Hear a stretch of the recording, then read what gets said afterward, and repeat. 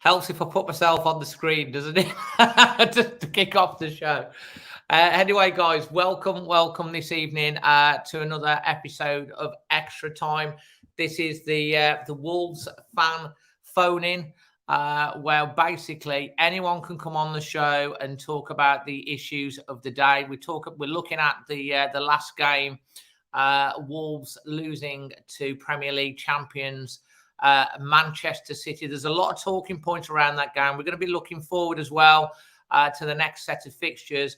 But there is again, there's quite a lot of split views on the future of Wolves head coach Bruno Lage, and we've got a couple of chaps making their debut today. We've got Nick and Tom. That have very strong views in their opinions that now's the time to get to make a change of management, and I've invited them onto the show because it's very important to hear everyone's views, and I'll obviously be asking the question to all of the rest of the guys. We've got a jam-packed show. We've got up to I think we've got nine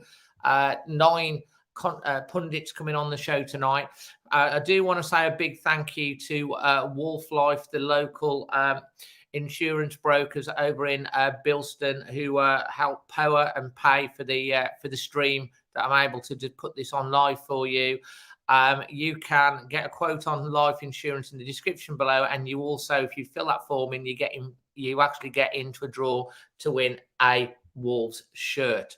So also tonight we will be having the spin the wheel back, but you might, if you're listening to this on the podcast, you might have heard the little start at the beginning, the little soundbite about the TalkSport Fan Network. We haven't done an official announcement on this yet, but the Always Wolves podcast is going to be the official Wolves podcast of the TalkSport Fan Network, which is something that we're excited about, and there'll be more details on that coming up.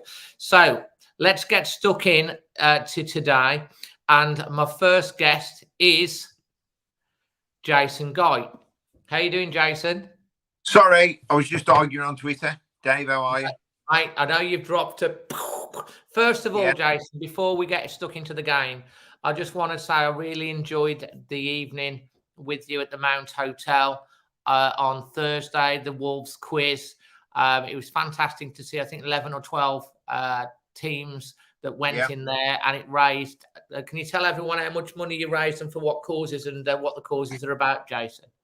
Yeah, we did a Wolves quiz at the Mount Hotel.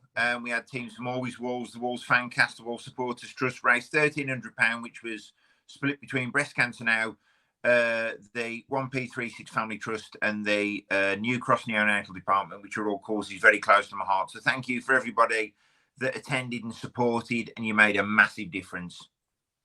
Fantastic. Well, Jason, you're an absolute legend. You do so much for great causes, mate, and it was a really fun evening. And, it was, the people were brilliant there as well. It was such a good night, and fantastic that you raised such an amount. And your next event coming up is? He's Dean Saunders, one of the best managers in Wolves history after Stan Cullis. He's on 27th of October. So if you fancy coming to see Dean and me giving him a really hard time, get in touch with me on Twitter, and I can secure you a ticket. Fantastic. And is there still ticket available? Yes, there is. Yeah, there is. And Dave, well done for winning as well, because you've kept that quiet. So Wolves. I know, yeah, the Always Wolves. We had an A team and a B team, and the A team came out top, and I think the B team come a joint third or something like that, wasn't it? Jason? That's right. Like I said, thank you for your support. It meant a lot to me. I had a lot of hard work asking the questions, hosting it, being the DJ and the music section. But listen, I wouldn't change. It was brilliant, and thank you for all your support. Brilliant, mate. And we'll be back defending the title if you run it again next year, mate, for sure. That's without any shadow of a doubt. And don't forget, you also run the Great North Run at the weekend as well. You never stop, do you, Jace? I've got the Manchester Half Marathon on the 9th of October because I struggle to say no to people. And someone said to me, do you want to do the Manchester Half? And I just went yes without thinking. I've booked in for that. And listen, I'm 18 stone. I'm not built for running. But anyway, we all do what we can, don't we, Dave? You do, mate. Well, let's get stuck onto the game. We've already got Yeah. 80 watching live on the stream, and there'll be loads more that will watch it back on catch up. Be jumping in during the show, and of course, listening back on the podcast. It's going to be the usual format, Jason. But I mean, you've seen the debates going on Twitter. Yeah. I mean, how are you feeling a day on from the game? How did you see the match yourself? How did you see it? So when I got to the game, I was quietly confident in as much as, can we do something? This is probably you look at the team on paper, the best assembled Wolves team in a while, in recent times and in my lifetime, with the signings that we've made. However, I've then seen a post on Twitter about Jose Sarr in the tunnel, and they're about to go out. Neves is in front, Sarr's behind, and Sarr's pandering to Kevin De Bruyne's ego and going, take it easy on us today. A couple of people have come at me on Twitter and said, oh, no, he actually wasn't saying that. He was saying, don't go out first. Listen, let's not... You know what? We'd lost that game before we even went out, right? So with that mentality that Sarr's saying to Kevin De Bruyne, take it easy on us, it's like we're the underdogs. Just absolute ridiculous mentality. Inexperience showed. I put another tweet on Twitter today, dropped a huge bomb. Cody, would have made a difference. I think it was a mistake getting rid of him, and I stand by it. When Cody first went, I actually thought it was a good footballing decision. The start to this season is probably our easiest that we've had in recent times in the Premier League, right? In terms of the opposition we've played. We can't choose who we play. When we play against Man City and Chelsea and Liverpool and Arsenal, we have to turn up. We have to set up as we would against Southampton and Brighton, etc., etc.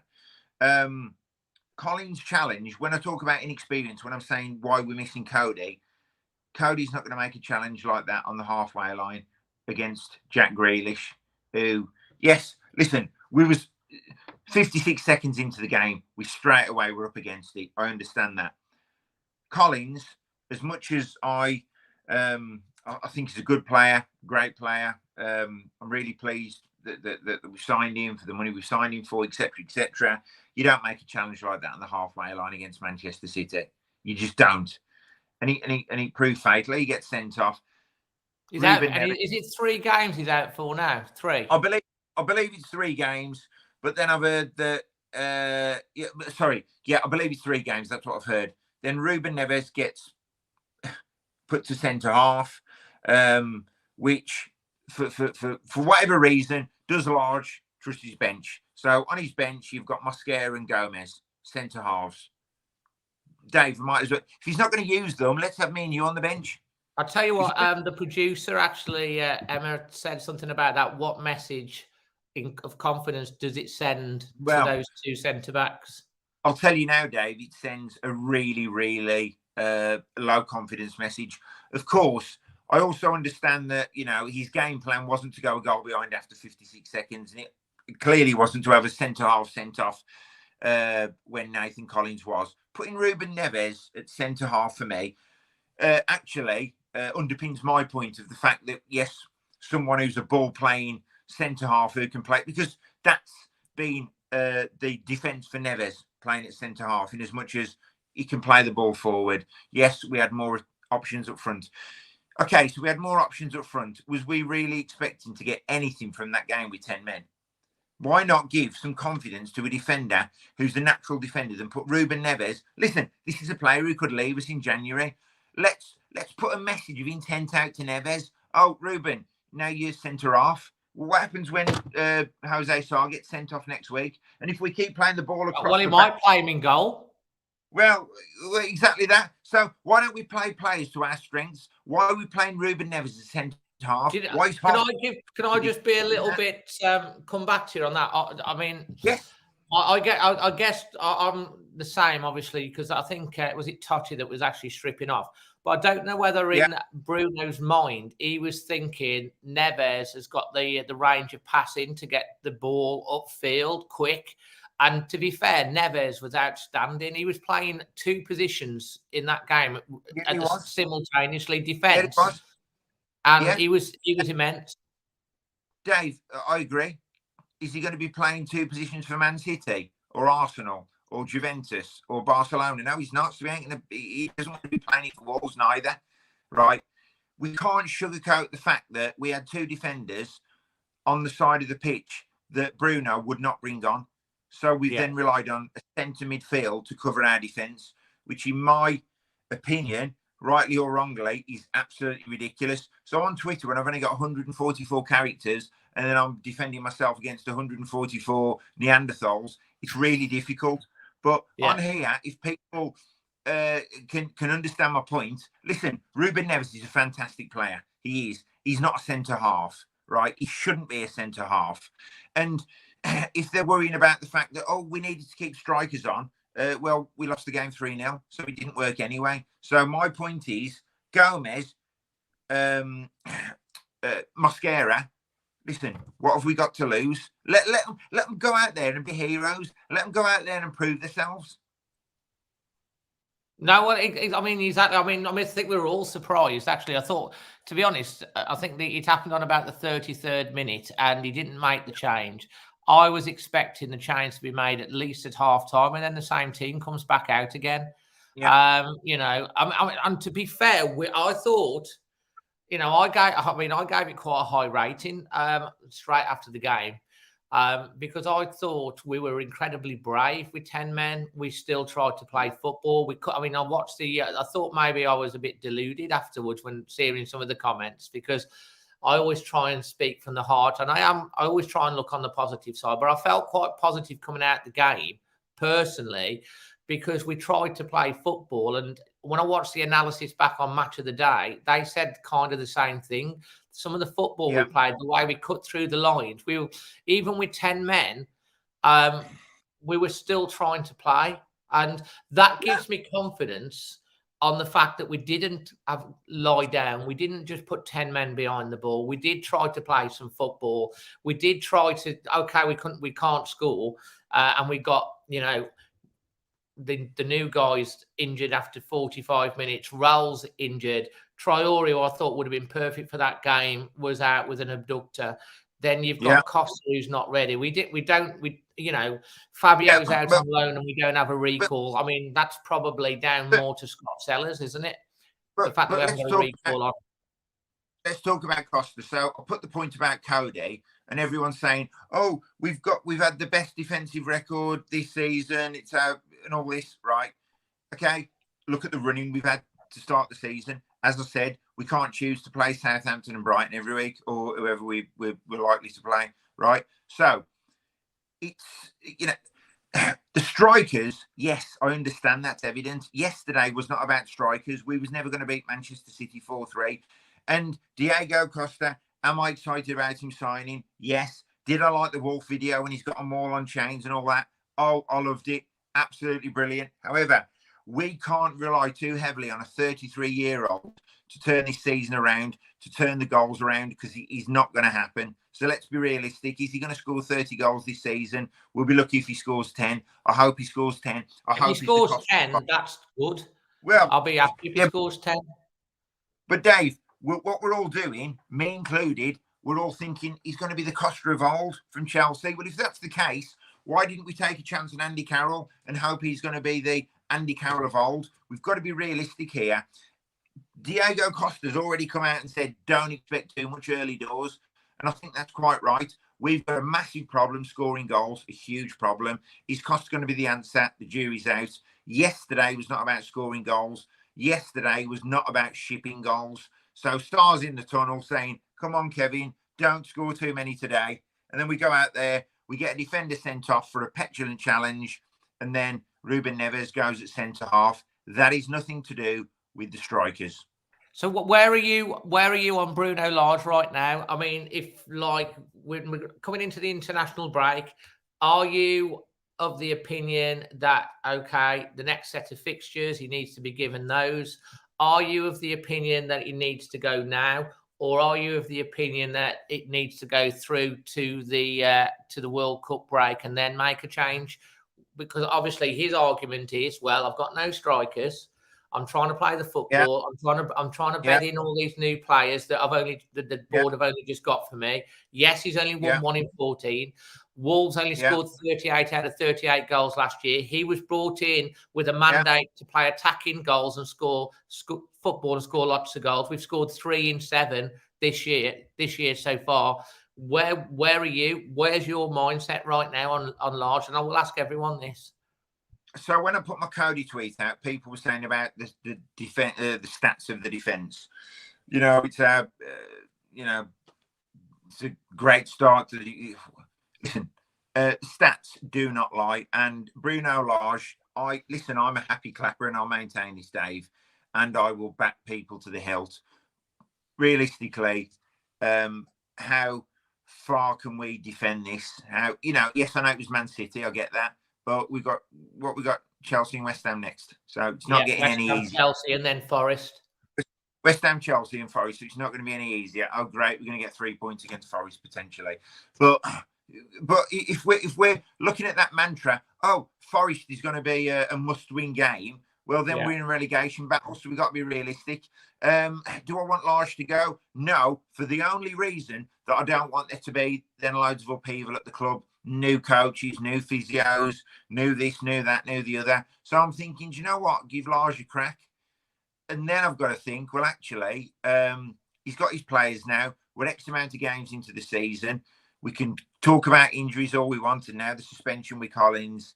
For me, it's not working. So it's one of them. Do we wait till the World Cup? Do we wait till January? Is it going to be too late? I don't know. But right now, we're in 17th position in the Premier League, and it's not looking great. Do you see do you see like yesterday, like it was a team that was not playing for the manager, that didn't try and play football, that, I mean, I'm kind of like where I'm at, and obviously this is my view, is I've been swinging left and right with regards to this.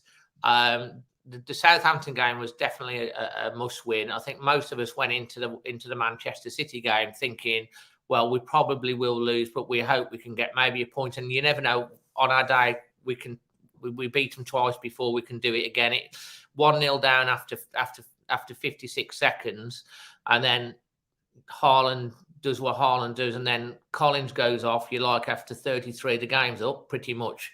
But then I saw a team that had heart, that were brave, that was trying to play. Yeah. Even Pep Guardiola said that. So it doesn't look like a team that's given up the goat, that's surrendered, that don't believe in themselves. They look like a team that do. They're just missing the final bit. And I still feel there's hope there, that we've got to give them another 3 games. And if it fails, then would be. I mean, if we lose to Forest at home, he's gone, no doubt about it. But like 2 weeks' time after the international break, hopefully Raul will be fit, Costa will be maybe on the bench. We've got to deal without Collins yet, which is unfortunate. He's been sent off twice this year, more than anyone else in the Premier League. Got sent off for Burnley as well, as a young lad. He made a mistake. He was gutted. Fair play. He stayed after the game to apologise for his challenge, but he needs to learn from that. But he is a great player. But like, once again, sorry, Dave, can I just jump in there? Why is he apologising to Jack Grealish? Well, maybe that's the type of person he is, because it was a dangerous challenge. And but why is it? I don't know. Listen, I'm just really disappointed, and it goes back to the start. Are we too nice, perhaps? It goes back to the time when, like I said, right at the very start of the game, when Sarr is pandering to Kevin De Bruyne. And I just think maybe we're too nice. I don't know. I'm really excited by the team that he's got and the players that he's put together, but I'm still not seeing enough. Am I seeing any better football than under Nuno? Give me pelters. No, I'm not. No, I'm not at all. And it's sometimes the in-game management. Nuno's was questioned. Bruno's, to me, I'm really questioning it. You know, I can't argue with that, because we've talked about it on here before. He leaves his substitutions really late. Sometimes we've been losing the game and he'll just throw every single forward that he's got on, like a scattergun approach and stuff like that. So I can't argue with that. So there's, obviously good points. And Jason, we're going to obviously on the podcast that we record at yours over on Thursday, we're obviously going to talk a lot more in depth on this. Can you give me your highlight of the day, your player rating, and your man of the match? Well, man of the match, Neves, because he got asked to do a job that he shouldn't have been asked to do. Rating for the day, 6 out of 10. Highlight of the day, London Wolves had their AGM afterwards and kindly gave me a cheque for £200 for the Footsteps Foundation, because, I'm not saying I couldn't really see a great positive on the pitch, Dave. Whichever way you look at it, I couldn't. We're a goal down after 56 seconds. We get a player sent off after half an hour. The in-game management was poor. Yes, we look great in patches. Yeah, Pep Guardiola said we did well. Man City fans said to me we did well. We've lost 3-0 at home. I know Man City are a great team, but aren't we supposed to be competing with these great teams? We're not. So for me, very little positives on the pitch, and I'm the happiest clapper-Dave you've ever met. I'm not happy. Okay. Final question before we get on to the spin the wheel question. Yeah. Would you sack Bruno Lage? Not tomorrow, because it's the funeral. I don't think anyone could do something like. Would you sack him on Tuesday? Yes or no? If you're the chairman, what would you be doing? Would you be sacking him? Yes. Oh, Dave. Come on. But listen, I'll be honest with you. Yes, how it works is in football now, they've always got someone lined up. Lage was obviously lined up before Bruno. Before Nuno. Bruno Lage was lined up. If it was down to me, I'd have someone lined up. So right now, I'm telling you, I would not sack Bruno Lage because I've got nobody lined up. But if I did have someone lined up, he's toast. He's gone.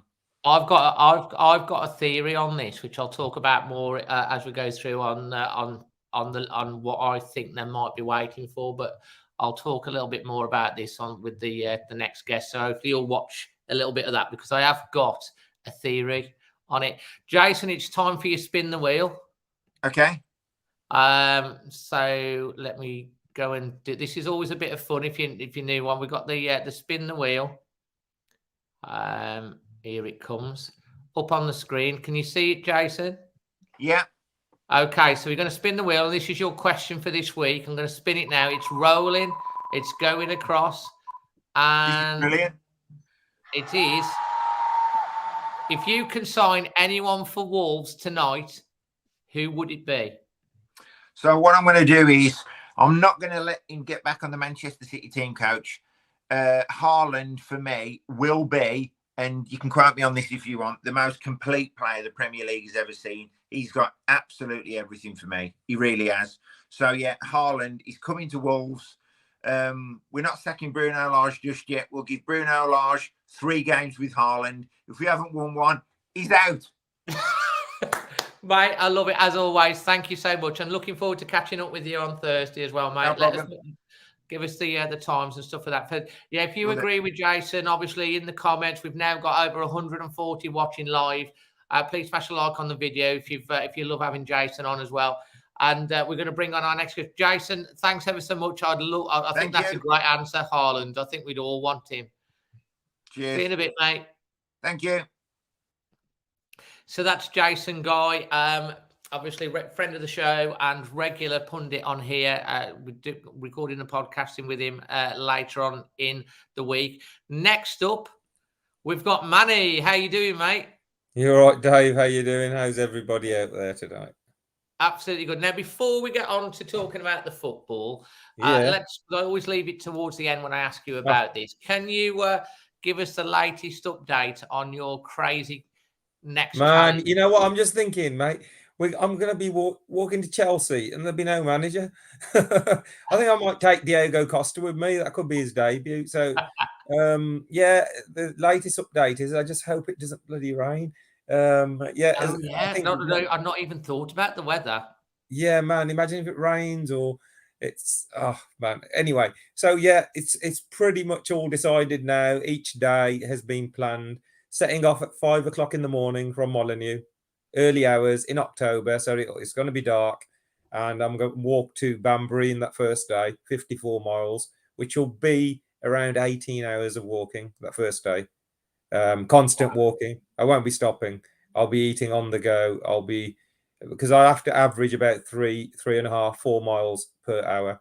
So that's the first day, and then getting up 6 o'clock in the morning, walking from Banbury to Chesham, which is another 48 miles, and then obviously I'll be going.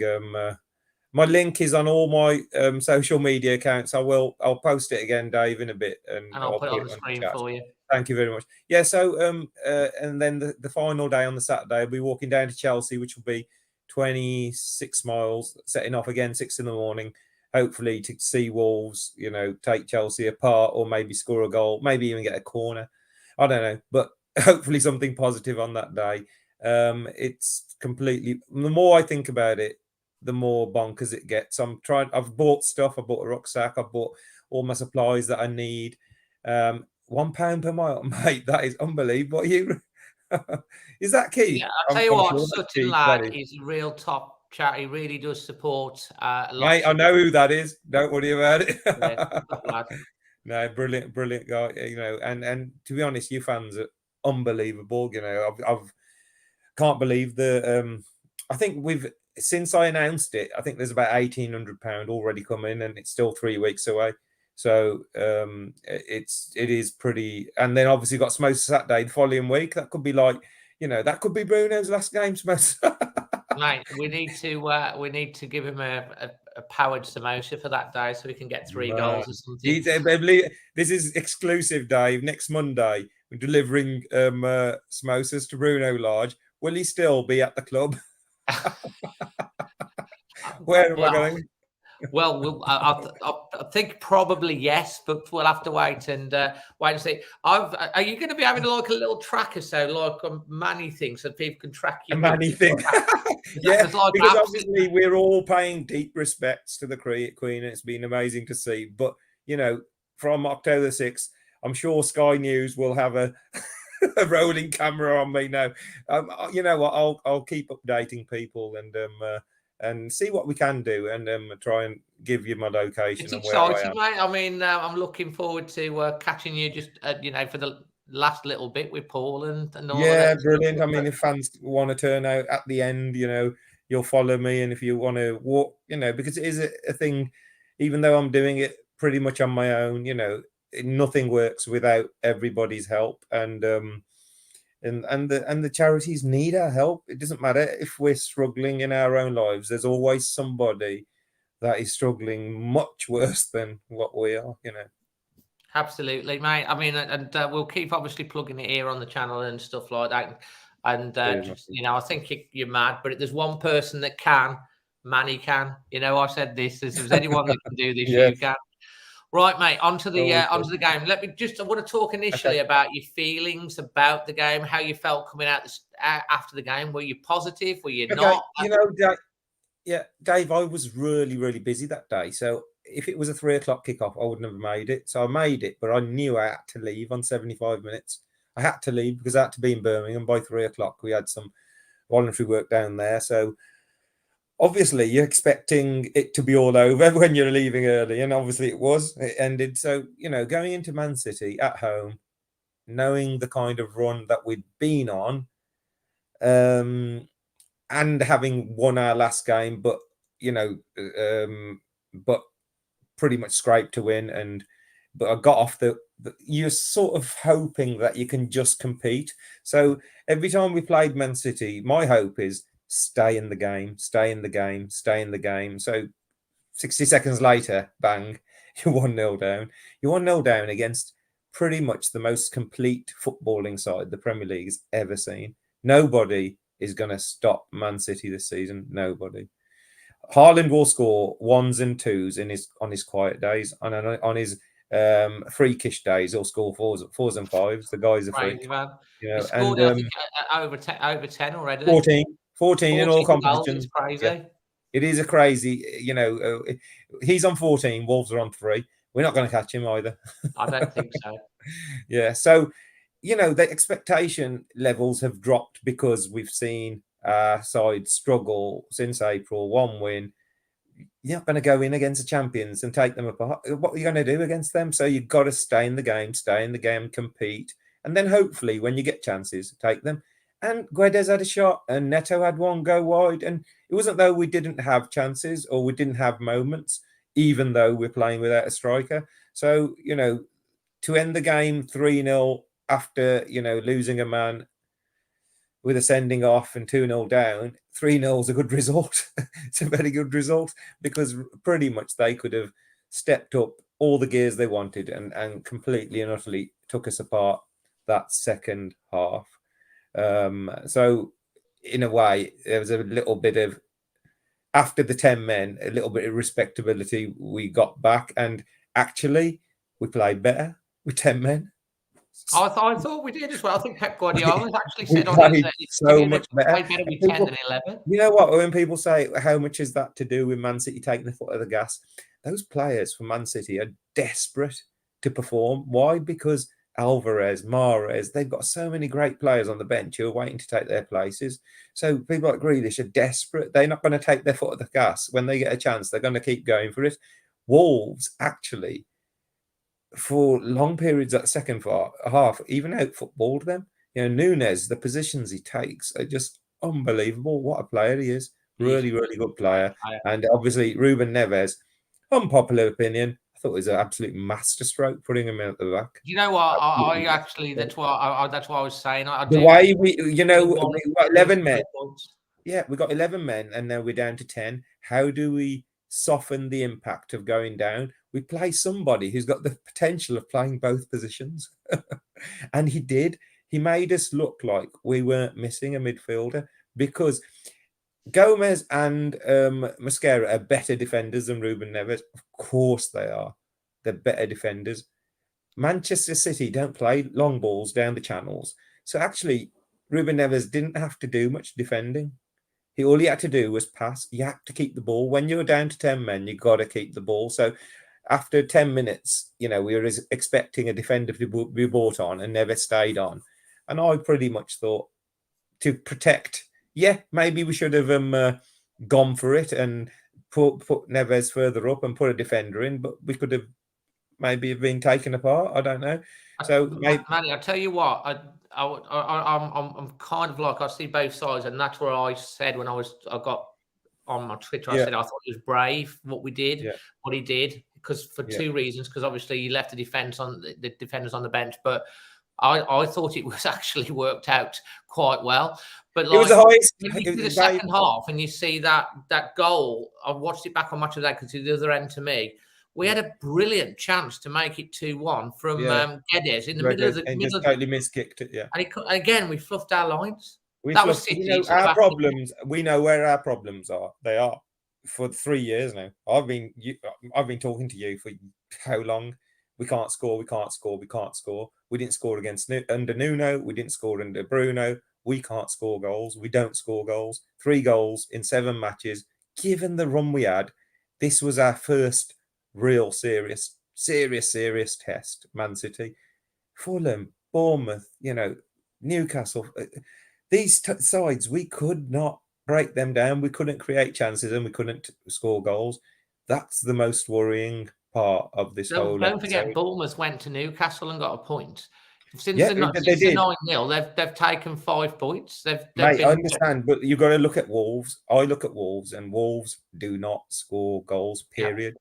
Wolves are not a goal-scoring team. Guess what? In football, if you can't score goals, you're not going to be very good. Play netball or volleyball or something else that doesn't require a net, to put a ball in the back of the net. So, that's the biggest issue. He hasn't solved it. Yes, he's been unlucky in terms of Raul hasn't come back the way he should have, and then he's got injured. Yes, he signed a striker.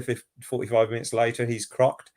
We've signed Costa. Is he really going to be anything for us? Time will tell. I'm pretty sure he's not going to be the Costa of old. If it's a Costa of old, then we've got a head of a play. But I just don't think that will happen. Yes, I think he'll add something to us, and it's exciting to see. But in all the forward positions, we have lost key players, and the ones that are playing, Neto, Podence, just keep fluffing their lines. Let's be honest, Neto. Well, We Podence know has how had good 2 Neto misses, is. scored twice. Yeah, Neto is a good player. We know he is a good player. He had that season where and then he had that horrendous injury.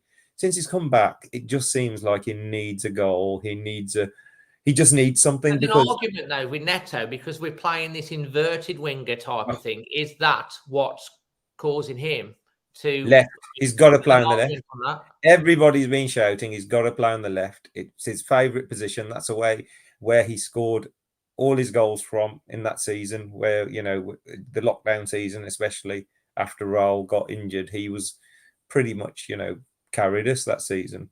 And I can't see why he never plays down the left. He just seems uncomfortable crossing with his right foot.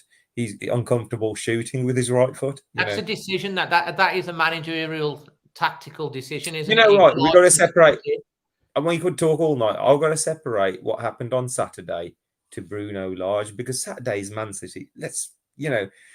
Nothing's changed after we beat Southampton. Were people expecting us to beat Man City? Probably not.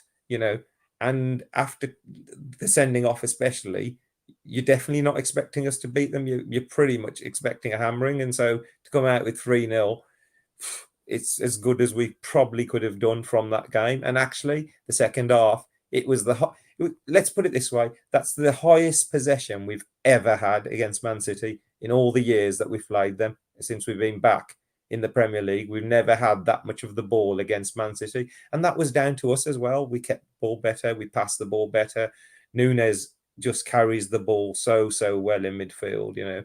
Boubacar Traore came on and looked good for those. I only watched it. I thought he had a good cameo as well. I thought he looked composed on the ball. I think there's still hopeful stuff to take out of Man City, but let's separate Man City away from the situation we find ourselves in. For me, 4 goals since April.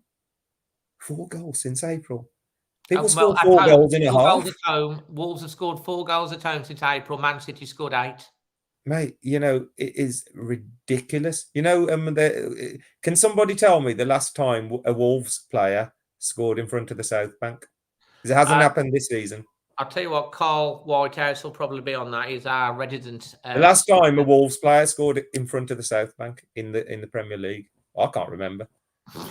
I had a black beard. We didn't see a goal in front of the North Bank. It was all down the other end. So we are luckily getting whatever goals we get down the end where I am.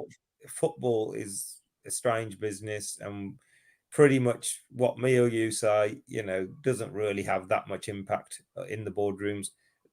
Results are the be all and end all. We will go down if we carry on this trajectory. We've played 16 games. We've got 9 points from the last 16 games. You've got to look at it. People say, oh, it's a new season. Jason's completely right. This was the easiest start we could have ever asked for. It's promoted sides that you look at that Newcastle game we were winning, and that terrible mistake happens. You look at Fulham at home, just couldn't break them down. Fulham didn't lay a glove on us. You look at Leeds away, we pretty much dominated that second half, but we couldn't take our chances. They had if we'd have took, so this has to. We can't just say, let's carry on. Another game. How long for? Is it too late? That's the question I want to ask you now, Manny. Yeah, because we'll talk with obviously West Ham for me. West Ham's his last chance saloon. So we lose against West one Ham. more game. Yeah, to be fair, I can see maybe the change happening before. I got a feeling. No, I was talking about my theory on this. I think they're waiting to see what happens with Lopetegui at Sevilla, because Lopetegui, we all know, going back to when Fosun first come in, he got the Wolves job, then took the Spanish job. He's done a fantastic job at Sevilla. They won the Europa League. They did well in the Champions League. They've had a bad start this year. He's teetering this year on the brink. They drew 0-0. He's had a stay of execution. he might get the push. And I think this is when it comes back to the stars might align in that sort of point. They might go, well, we can get him. And that might be the point. If Bruno doesn't pick up and Lopetegui goes, they'd go in for him and get him. And you know what, I'm not too worried about upheaval as such, because managers do get a reaction straight away. You've seen, for example, like Bournemouth, you've seen teams that have lost their managers this season already. Suddenly the team gets a reaction straight away. So, you know, players are proud people, and it's sometimes just a different voice in the dressing room shifts the whole mentality.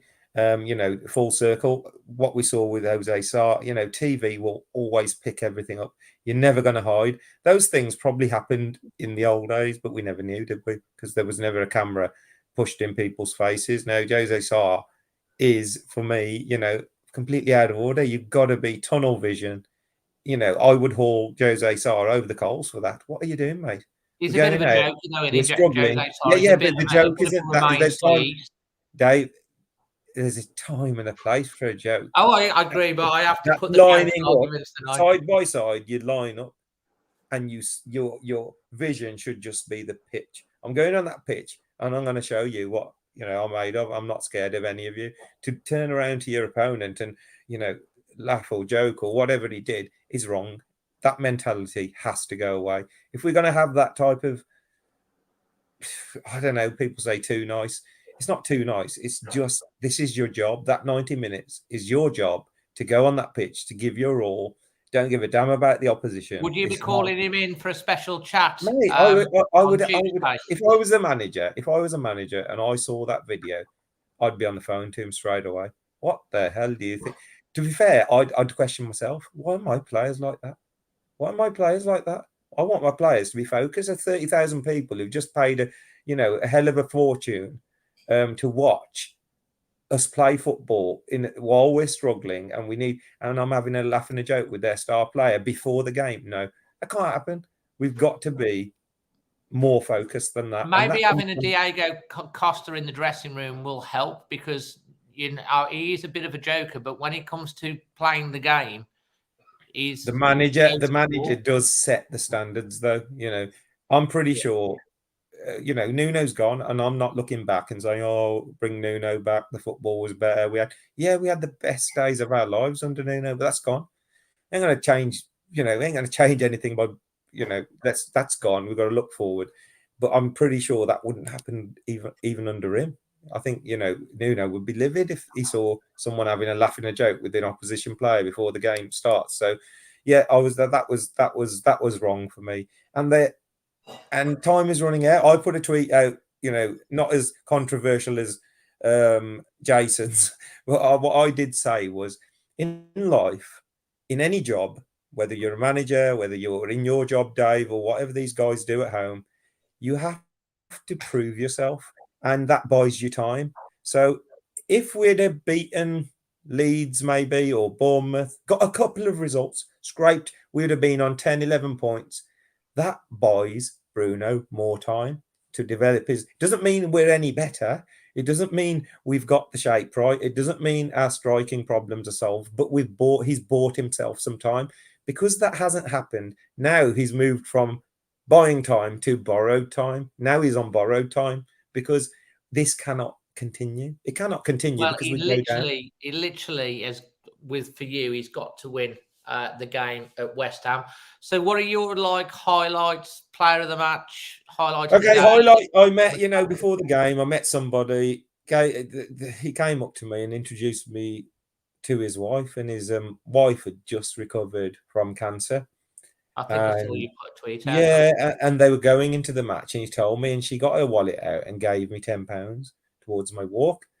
And that, you know, for me, football, we're here, we're so passionate, and it's the 11 against the 11, and we want the results. But we know football is so much more than just about the game and scoring goals and winning games and getting points. You know, it's about people, it's about community, it's about togetherness, it's about meeting those type of people. And someone like her, having gone through that battle, don't know her, I still don't know her name, and she gave me that money. That, you know, when I'm doing my walk to Chelsea, it makes it easier because I can think on people like her, you know, As a who've bit of fought a inspiration. real battle and still gets out there and still comes and supports the side. So that was my highlight of the day. My performance rating, the match as a whole, obviously we lost. It's 3-0. It's at home. We didn't score. So you can't really give it a high rating. But I want to because I thought we did really well. 10 versus 11. I thought that's the best we've played against Man City, 10 versus 11. And if people can say, yeah, but they took their foot off the gas. But regardless, you know, so I'll give it a 6 because you can't give it, you know, anyone who gives it 7s, 8s, and 9s when you lose 3-0, then there's something wrong. I'll give it 6 just because I gave it an 8 after the game. Just because. So I'm deluded. Mate, an 8 out of 10 for a 3-0 defeat. Okay, I was feeling positive about the second half with the 10 men, and I was like, Carl White has 8 Nuri versus Norwich. It was the last game that we scored again. I don't even remember that. That's how long ago it was. So there you go. But I know I knew he'd find it. He's our resident stato, his Carl. So, you know, for me, the performance, I enjoy, like I said, the actual gameplay and the actual transitions were very good. We kept the ball. Kilman bossed the back four on his own. On his own. I thought we were playing one at the back. He's running the defence on his own because Ruben Neves. Ruben Neves didn't need to play the defender. We almost played one at the back, and it worked because he only conceded 1 goal. And so Southgate still ain't picking him. Yeah, well, that's ridiculous, Southgate. I mean, but he picks Maguire, who can. If there was a choice of keeping Large or Southgate, then I'd keep Large. But that's how bad I think some of Southgate's decisions are. I'm afraid. Yeah. So, what else did you ask me? 6. Man of the match. I'll give to man of the match. I'm going to give to Mateus Nunes because I just love watching him. Keeps the ball, runs into spaces. He looked like a Man City player. He did. Well, you know, that's where he come to us, and I think we're glad that we've got him. And I think he's going to be a big player for us. Right, you ready for spin the wheel? Yeah. Hold on. Go on. Here we go. Here we go. Spinning for you, mate. What we got? Oh. I can't read. What's your favourite away day? Man, there's so many, Dave. That's like a ridiculous question, but I'm going to go for. I couldn't get tickets for Spurs away in our first season in the Premier League, which was at Wembley. So before their new stadium, and I managed to get corporate seats in a Spurs box. So I ended up with Hugo Lloris's family in their box. And then we beat them 3-1, and we were going mental. We were dressed. We didn't even have gold turbans on or anything. We were going absolutely mental. And it was just, nobody said a word, to be fair. It was one of the best performances. I think probably, if you think about it, the complete footballing performance, it was probably one of our best performances we've ever had. And we beat them 3-1. So that's always memorable because my sons were there, and it was just, a brilliant away day. So I'll go for that, Dave. Fantastic, mate. Hopefully we can get a game of tennis in on Friday morning as well. Man, I'm so busy. So thank you very much, everybody. Keep the faith. You know, managers come and go. Sometimes you get a good manager and you don't always get the right one straight away. You have to go through 2 or 3. That's life. You know, it's not the end of the world. We've still got a lot of good players. So hopefully. Have you been doing a lot of training walks? Oh, man, I'm walking about 18 miles a week, which sounds loads. And sorry, not 18 hours of walking a week, which sounds loads, but I'm doing 54 in a day soon, so it's not loads. It's hard to practice. It's hard to practice a 126-mile walk. Well, it really is. Well, make sure that you put the link in the chat. I'll send it you, Dave. I'll send it you because I couldn't post it last time, so I'll just send it you, and you can put it in. Okay, and I'll look on my WhatsApp, and I'll get it on the screen for you anyway. Yeah, no problem. Thank you anyway, Dave. Cheers, and I'll see you on Thursday. Cheers. Thank you, everybody, for waiting as well and letting us go on first. Thank you. Cheers. Cheers, mate. So that's Manny. Always great to hear his opinions. We're going to bring on next in line is Nick, making his debut. Hi, Nick. Debut, eh? All right, Dave. Yeah, thank you very much for coming on and making your debut today. Much appreciated. Obviously, were you there at the weekend or did you watch it on the box? No, I was there.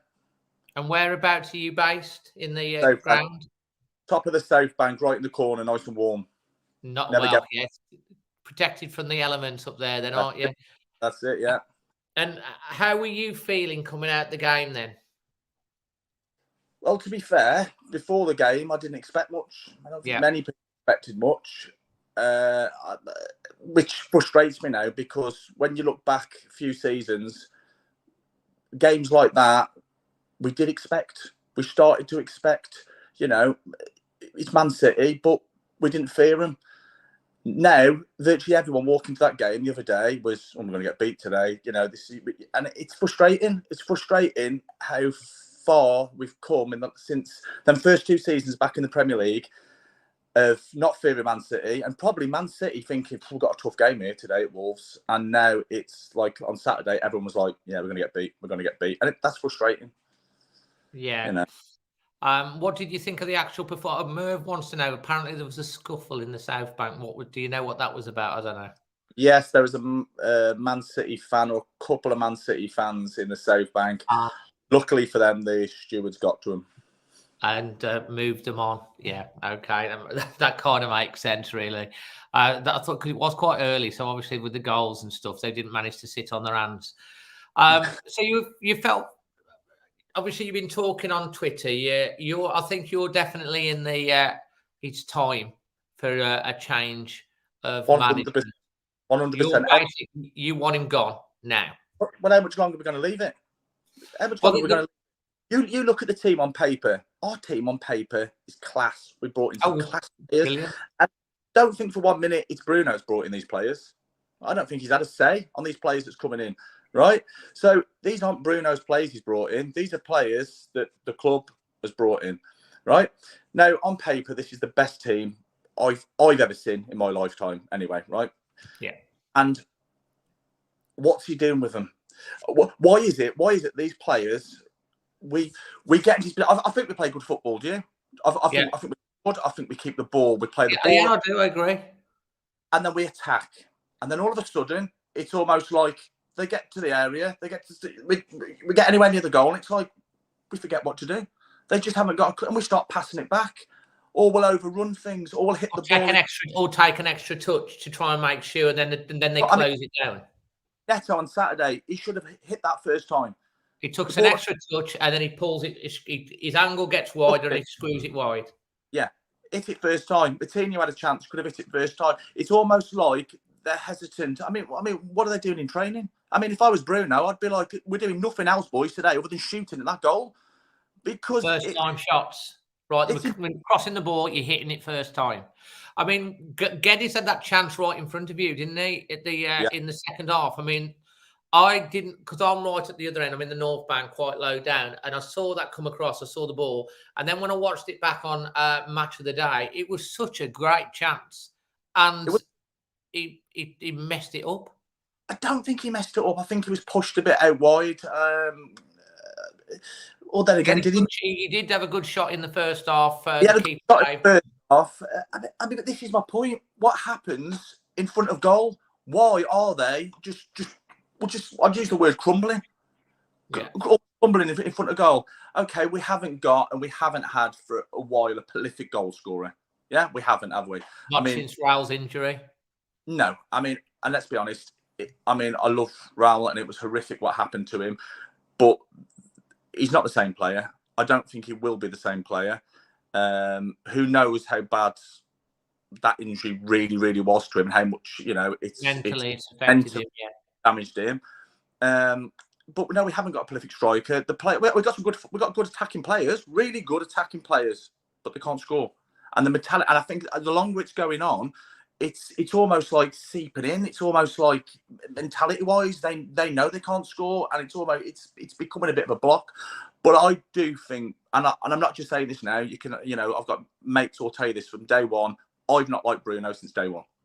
You've not been convinced. No, I mean, I don't know whether I was a big Nuno fan. Nuno gave me the best years of my life watching Wolves.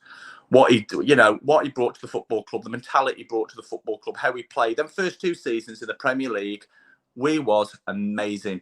We had a mentality. We were never beaten. It doesn't matter if we were losing with 2 minutes left. You always thought we could do something here. We could do something here. I don't feel that under Bruno. I don't feel it at all. His substitutions, the decisions he makes. I think he's in well out of his depth. Well out of his depth. Okay. And so you think that now is the right time to change the manager? And who would you like to bring in, ideally, if we could get them? Listen, I'm not no expert, so Poch would be great. I think we'd all be really happy if we got Pochettino. The right man. Someone is going to change. I mean, this Bruno ball. What is it? What is Bruno ball? Getting closer to the goal, then playing it all the way back again? What is it? I don't understand. I just think we need to make the change now. People are saying let's wait. Let's wait till after West Ham game. Let's wait till after the Chelsea game. Let's wait till after the break. It could be too late by then. It could be too. I mean, my job's to give counter arguments to this, fair, which obviously and I think my view is he's on very, very, very thin ice right now. I mean, I think the board. I think saw something in the press that there is conversations that's going on about this because it is a terrible run of form. We did play Manchester City. I thought you showed a lot of heart. And I thought there was a lot of positives out of the game in the fact that how we played. And I kind of feel that, me personally, that I think he should get the next 3 games. The reason for being is I want to see us get the striker up there with the players, and because he can't turn around in 3 games' time to say that he hasn't had a chance to work with the new guys, because he's had a week last week. He will obviously have a period of time during the international break. Obviously, some of them will be away. And then he's got another period of time. So he can't use the argument, well, I've not had time to work with the players. So give him that time. And then you've got West Ham away, Chelsea away, and Forest at home. And if by that point we're not scoring goals and we're still not getting the points, I think everyone will probably be on the same page. But you could go to that. How would you feel if, we go to West Ham, we play well, we score 2, we win the game, we get a point away at Chelsea, and then we beat Forest, and we've got 7 points out of those 3 games? Would you still be the same opinion then, or would you say, well, maybe it was the right decision? Yeah, I do agree with that, but I'm just at the point. I mean, we're playing well in games. I mean, the Leeds game, when we played Leeds, we were the better team. We're the better team in massive parts against Tottenham. There's games that we are the better team. It's not the football. It's that we can play some good football, but there's something wrong with the mentality. There's something not right. Are the players playing for him? Is there stuff going on behind the scenes? I just think now enough's enough. So West Ham, we play West Ham next. We lose to West Ham, right? There's another 3 points gone. How long do we leave it, really? Because honestly, I don't think he's up for the job. And it's not about playing football, and it's not about the players we've got. The mentality of that team isn't right. It's not gelling. I think there'll be tentative inquiries probably going on behind the scenes now, because they've got to have a plan B and C. And I think if they do make the decision to go, we can't be like in a Terry Connor situation or what have you. Remember like the last time in the Premier League where we sacked McCarthy and then there's no plan. There's got to be a plan. Like Chelsea, sacked Tuchel, brought in Potter. We've got to basically go, we're going to do this, and we're going to go and get this man, and we're going to get him in straight away. And then you're going to have to go, because if they sack the manager and then there's we're in limbo, that's not the answer. So, I mean, they may well already have. Who knows? They may well already have something in line, and it might be getting lined up. I think it might be. I think it's if it's going to be anyone, it'll be Lopetegui. Yeah, I just think too much time has been given now. It's too much time. You can play wonderful football. You can look good for 20 minutes. You can pass the ball around. We can, have the possession. We're just not getting no shots. I mean, how many shots at goal did we have on Saturday? 7. We had 1 on target. one on target. It's just not good enough. It's not. We're not putting pressure on teams. Teams are playing us now and knowing, listen, they ain't going to score. They ain't going to score. Get one and we're going to win. Get one and we'll get a win, and that's terrible. That's terrible. You know. I think it's. I mean, Nick, I really appreciate you coming on and making your debut. You know, that's why it's always good to sit in the back and just see everyone else come on. So I'm really, really grateful for that. Your highlight of the day, your man of the match, and your performance rating. Performance rating 5, and that's purely because of the heart we showed in the second half and how we played. Fair comment. Which of ones was it? Performance rating. I've given you that one. Your man of the match. My man of the match was probably. It's got to be Neves. It's got to be. I mean, he doesn't put a foot wrong. He pings them balls around. He was asked to play at centre half. He went back. He did a good job. Yeah, Neves probably. And your highlight of the day, and it could be anything to do with the whole day. Highlight of my game. It just can be anything to do with the match day experience or anything. The highlight of my day, my seat in the South Bank is up at the very top on the back row. In the dogs. Yeah. And my lad has just got a South Bank ticket on the South Bank right at the front. And it was absolutely brilliant. Just during the game, I looked and I could just see my lad at the front of the South Bank trying to get chants going, singing, jumping up and down. And I just loved it. I looked at him and I was like, yeah, go on, son. Loved How it. old's your lad? He's 18. Fantastic. That's great. That is. So that's a real positive that you took out of that day. And your boy was there in the South Bank with you. That's brilliant. Can I just ask about, because you seen that I put about my flag being taken down? Yes, I wanted to. It's you, isn't it, with the flag? So yeah, everyone listen to this. I asked you to come on because something happened with your flag that you've tell everyone the backstory of that. Well, what it is, my best friend in March. Was it March? Yeah, about 5-6 months ago. My best mate died suddenly, 38. That's no age. No, massive Wolves fan, huge Wolves fan. We go every time I go away. It was always with Lee. We always go to away games together. We live by each other's best man at his wedding. So when he died, he's a season ticket holder. He's Wolves through and through. I wanted to do something. I didn't know what to do. I had grief. I was devastated. I was sad, and I wanted to do something. So I thought, right, I'm going to make a flag. I'm going to make this flag so then he can be at every game with us. I take it to the away games and the home games. So my mate John Whitsey, who sits at the front of the South Bank, I asked him to, would you take the flag into the home games because you can put it up. He's literally right at the front row. He said, yeah, no problem. So to cut a long story short, the first 2 home games, no problem. And then on Saturday's game, a steward come up to him and said, I've just had a message. You need to take that flag down because it was just on the TV. So you've got to take it down. We were like, why? They just wouldn't give us an answer why we had to take it down. Now, if this flag was covering advertisement boards, I get it. If it was offensive, I get it. But it's a flag with my best mate's name on it. It says Forever Wolves on the bottom. Rest in peace, and TF7, which is our postcode. It's just a big flag. And all we want to do is try and keep Lee's memory and name alive at the football club that he loved, to bits. And just with that flag being there, we have our pictures outside of it before the games. It's almost like he's there as well, if you get what I mean. 100%, mate, 100%. And I just don't get why they've made us take it down. And I just it's I understand where you come from, because when I first started this channel, there's a chap that sat next to me, Bill, who we got really close to. He died really suddenly. I had some stickers, and I've still got a sticker of his face on the seat. Where now my father-in-law, and I sometimes put stickers around when I go to the away game. So I completely get why you did. So did you have permission initially to put it up, or did you we didn't have permission. We took it in. We put it up at that first game, and we were like, look, let's see what happens. It wasn't covering the advertisement boards. At the front of the South Bank, you've got the railings, and then there's a gap before you've got the advertisement boards. So it's not massively visible anyway. You have to look if you see it on TV, and you wouldn't see it from anywhere other than the Steve Bull and the Billy Wright looking down on it. So it's not like it's massive and it takes over, nothing like that. It's just we know it's there, and it's just a little bit of a tribute to him. And the steward just come up and said, listen, mate, it isn't me, because the stewards know I'm down there. He said, but I've just been radioed down by their boss, whoever it is, and you've got to take it down.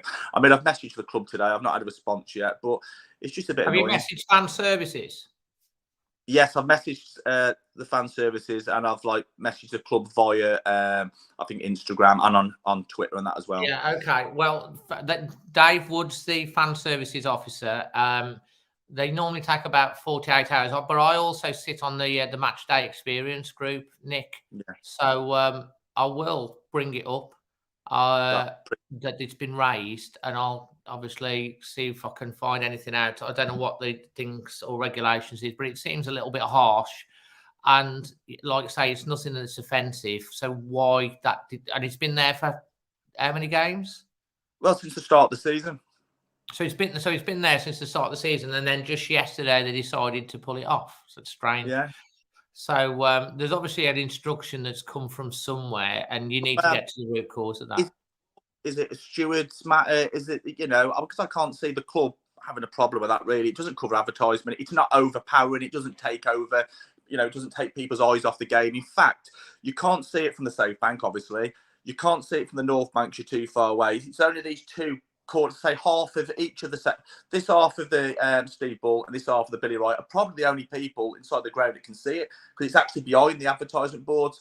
It's very rare you can see it on telly, but it popped up on telly the other day. It's when they took a corner. It's not that it's overpowering, just that we know it's there and it's for him, and it's So someone's put up on here. I wonder if they took it down because of the Queen thing, because they did black out a lot of the advertising, didn't they? Maybe that might be the reason. I think you should definitely put it back up on the next game. And see what happens. It's a good point he makes. It might be to do with that. Yeah, I didn't think of that. Yeah. If you look, all the advertising was blacked out. They didn't have the normal Premier League music or the banners, or they didn't have anything. They took all their own banners down, so it could be that reason. That's a good point, actually. Yeah, that's a good point. So that might be the reason. Will you let me know on that when you get a reply? Yeah, we'll do.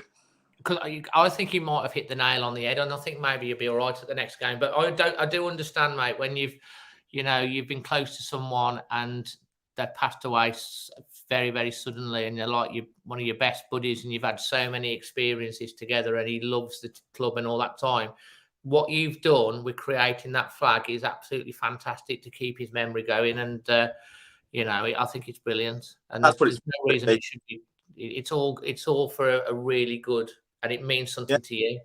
It's just so he's there with us on match day. That's the only way we can have him there on match day, and that's the way I look at it. Yeah, and what we'll do on the next Extra Time show, hopefully you can come back on again and give us an update. So obviously we've got 2 away games next, which obviously you're welcome to come up, and then we've got the Forest game. It'd be interesting to see if it's okay at the Forest game, and then you can give us if you get an answer for next week, feel free to come on after the West Ham game and give us an update. That'd be absolutely fantastic. But thank you very much for sharing that, Nick. And how was it, your debut? Yeah, all right. I thought I was going to be nervous. I was waiting for the dog to start barking in the background, or one of the kids to come running through or something. But no, as debuts go, that was all right. I've not had a debut before. Well, you have today, but you have got one final thing, and that's spin the wheel. So are you ready for this? Yeah, go on. Here we go. This is always a bit of fun, mate. We're spinning the wheel now, and your question is... This is a good one. If you were an animal, which animal would you be and why? It'd have to be... I like monkeys. Yeah. They just mess about. They lounge around in the trees. They swing about. They're a bit like us. They've got a bit of attitude and that. Yeah, I like monkeys. I'd be a monkey. I love it, mate. Absolutely brilliant. Nick, thanks ever so much for coming on. And fingers crossed you can come and give us an update next week on that. Well, I think Chaotic may have been... He might have a point. That might be the reason. And hopefully you'll be all right at the next game. Hopefully, buddy. Top man. Take care, Nick. Cheers, pal. Cheers, bye. So that's Nick. We've still got in the backstage, we've still got Jack, Josh, Tom, Thomas, and we've got next up our female representative today. Hello, Lucy. You need to put your sound on, Bab. All right. Evening. I could see you Sorry. moving there and stuff like that. That was really interesting from Nick, wasn't it? Yeah, it was. It was. And I think that they might have just put the hit the nail on the head with that.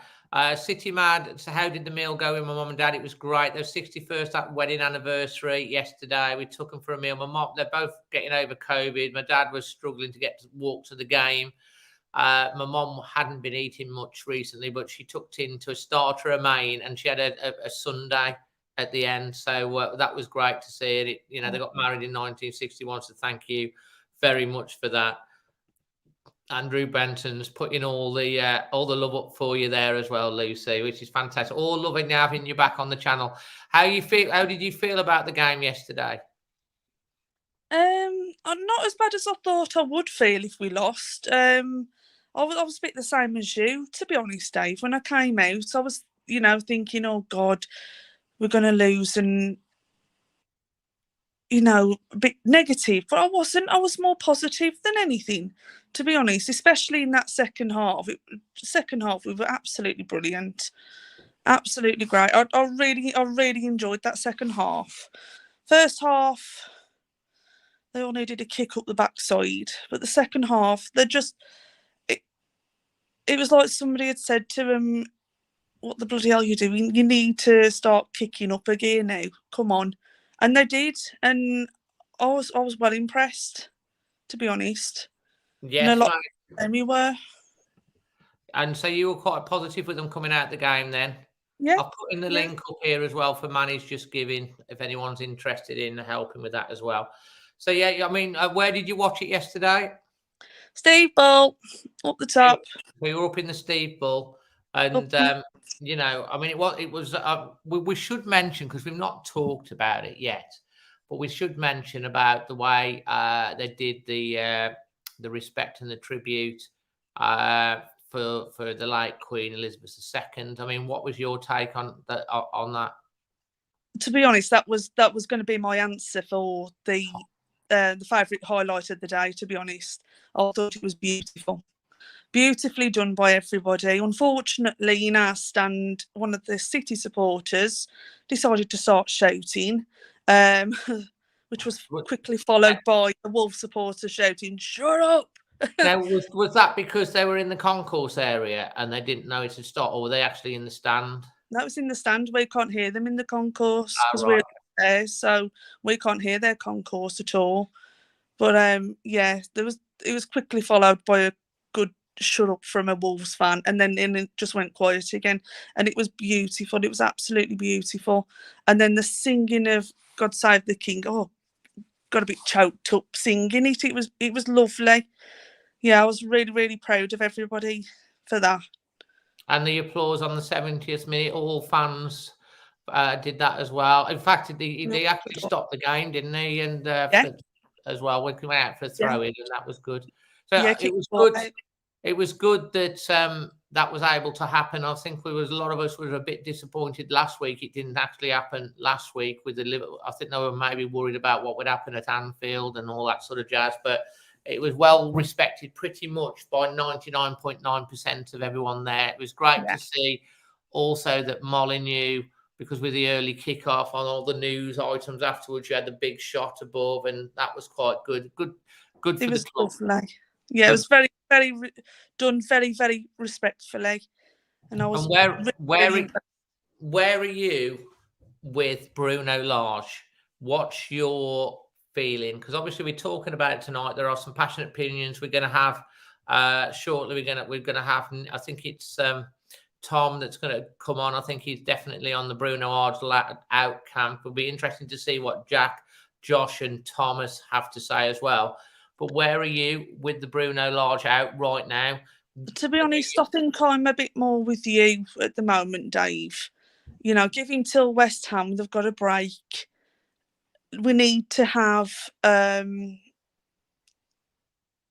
don't know. He needs that one goal, that one win, and it'll be like, bam, he's back in the building. I don't know. But then I'm not a boo boy. I don't think I don't think that anyone that wants Bruno Lage out necessarily are boo boys. It's just they've had enough and they've got their reasons for why they want the change. They're obviously very frustrated, and this is what we're going to hear from Tom when he comes on.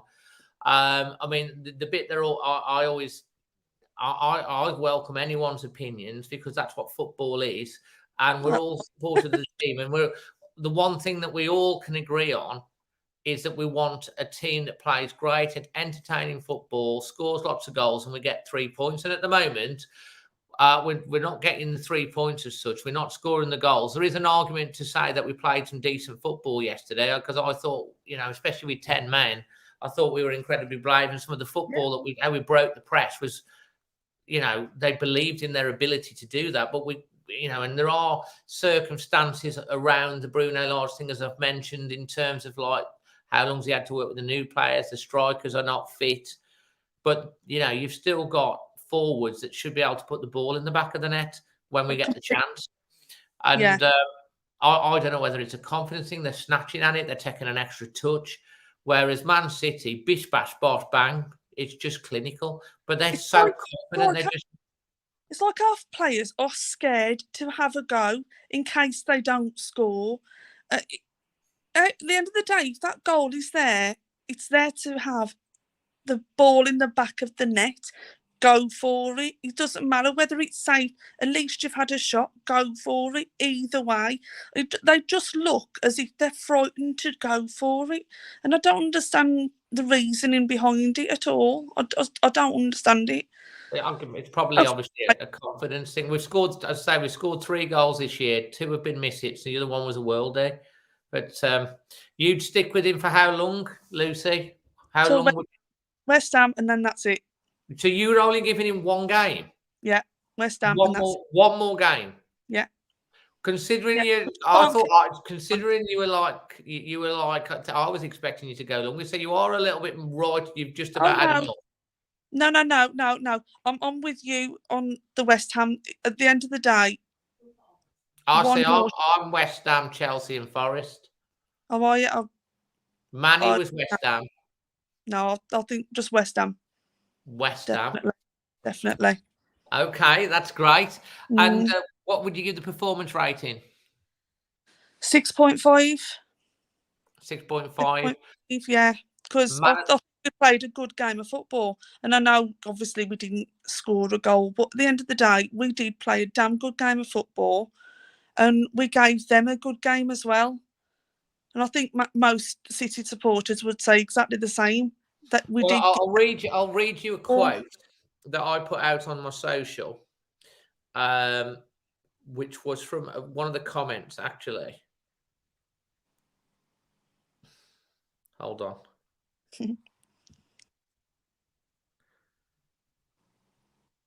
I'm going to get Tom on next because he's in a second because he's got to go and pick his son up at 10:15. So I'll get Tom on next. I was reading like the thing on social, and this guy said here, which I posted, which is a Manchester City fan. His words were, from a City fan, Wolves were brilliant. To put us on the back foot with 1 man down was immense and courageous. I can also understand why Wolves fans don't get what they deserve in terms of wins. In between the boxes, you're great, but in attack, your forwards lack composure. I've a feeling it's down to your style of playing with the actual ability of the forwards. I might be wrong, but excellent build-up play and the transitions from you. Like, I think you know the solution to your problem. The gaffer make some slight plays. You could easily be pushing for a top 6. He says we're way better than Man U for sure in terms of style of play, but they've got the money to go out and buy the players. So that was from a Man City fan. I want to get Tom on because he's got to pick his son up in a minute. So if you can give your man of the match as well. Man of the match was Kilman. Yeah.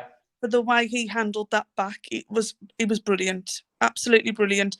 He helped Sarr immensely at the back. I was well impressed with him again because I think he's just class anyway. World class Southgate.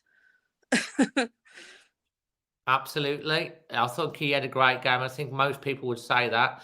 And are you ready for Spin the Wheel? No, never am. Well, you got it. Here it comes, mate. I'm spinning it. Here we go. It is Oh, we've done this one for you. Tell us about your greatest sporting moment, haven't we? It was the swimming. So we'll spin Swimming, it again. that Give one. you a different question because you had that one. And it is, what was your first computer game if you had a computer game? Oh God, it must have been something on the Spectrum, but I can't remember what it was. But my favourite of all time was Sonic on Sonic the the Hedgehog. Drive. Yeah, my Mega Drive, Sonic the Hedgehog. Fantastic.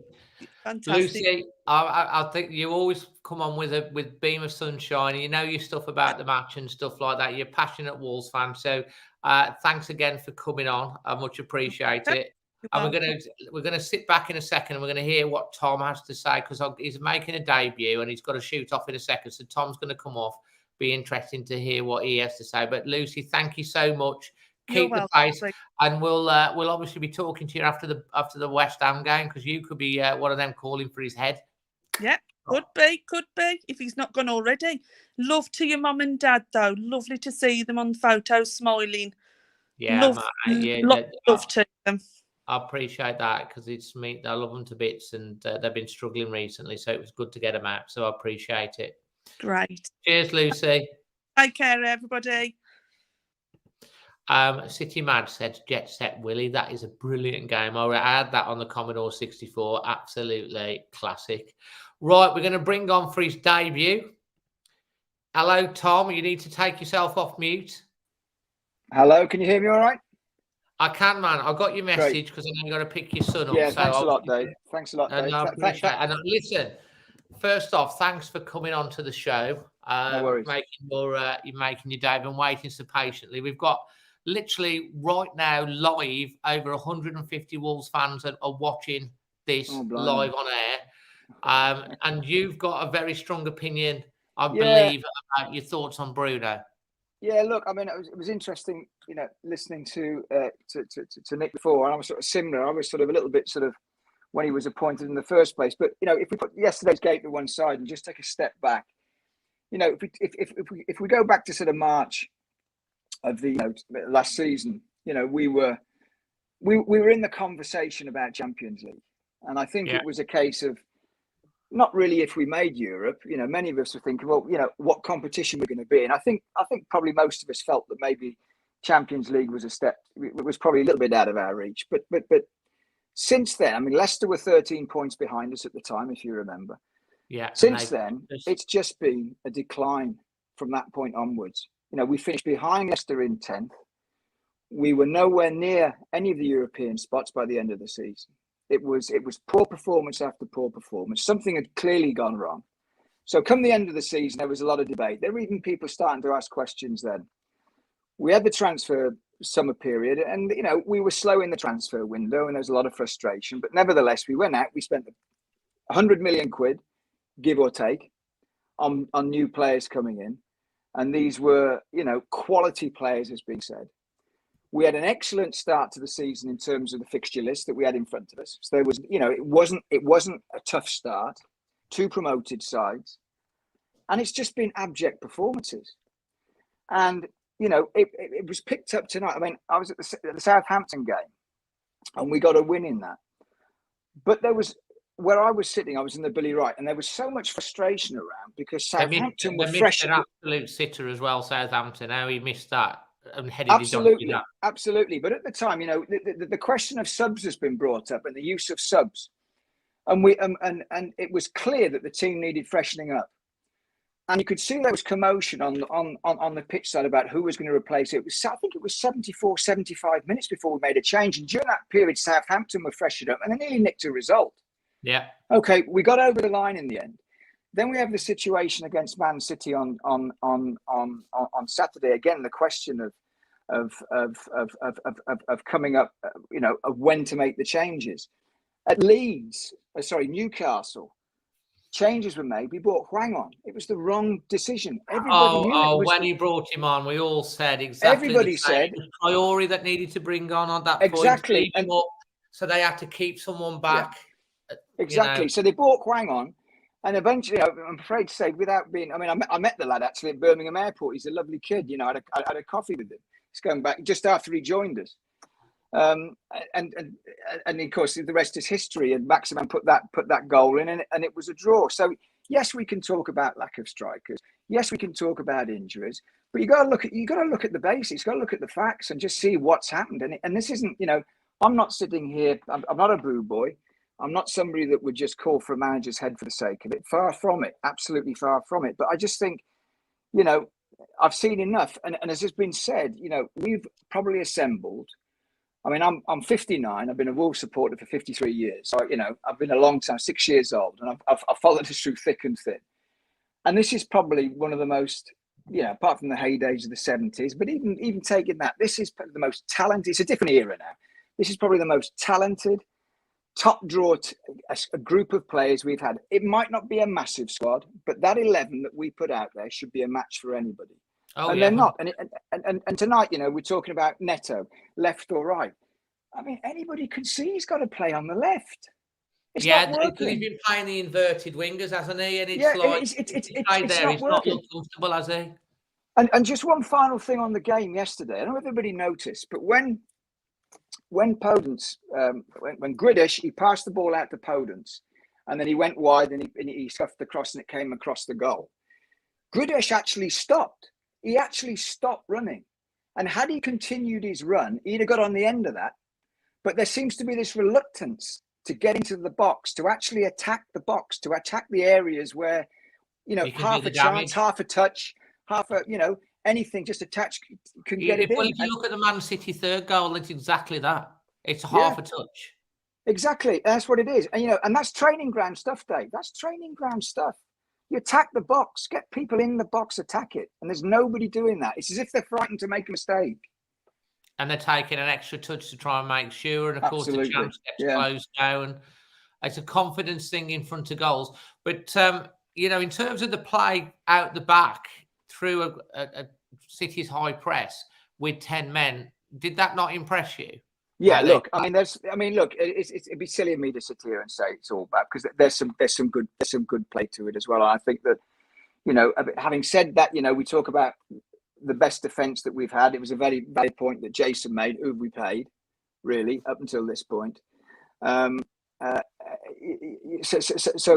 from that side of it, it's difficult to gauge how good it is. But I think, we have got a good defence, and we do look nice at times. We play some lovely football in the centre of the park. There's no two ways about it. Some nice intricate play, but then it all goes pear shaped. We're getting that final third, and it just peters out.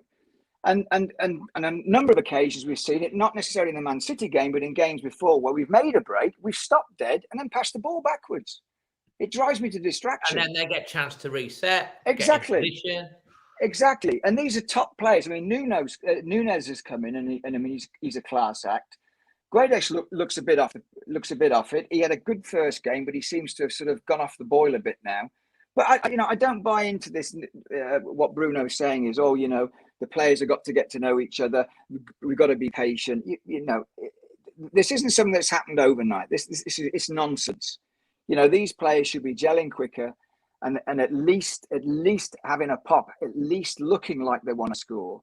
But we get to that 16-yard area, and we just seem to peter out. It's really frustrating.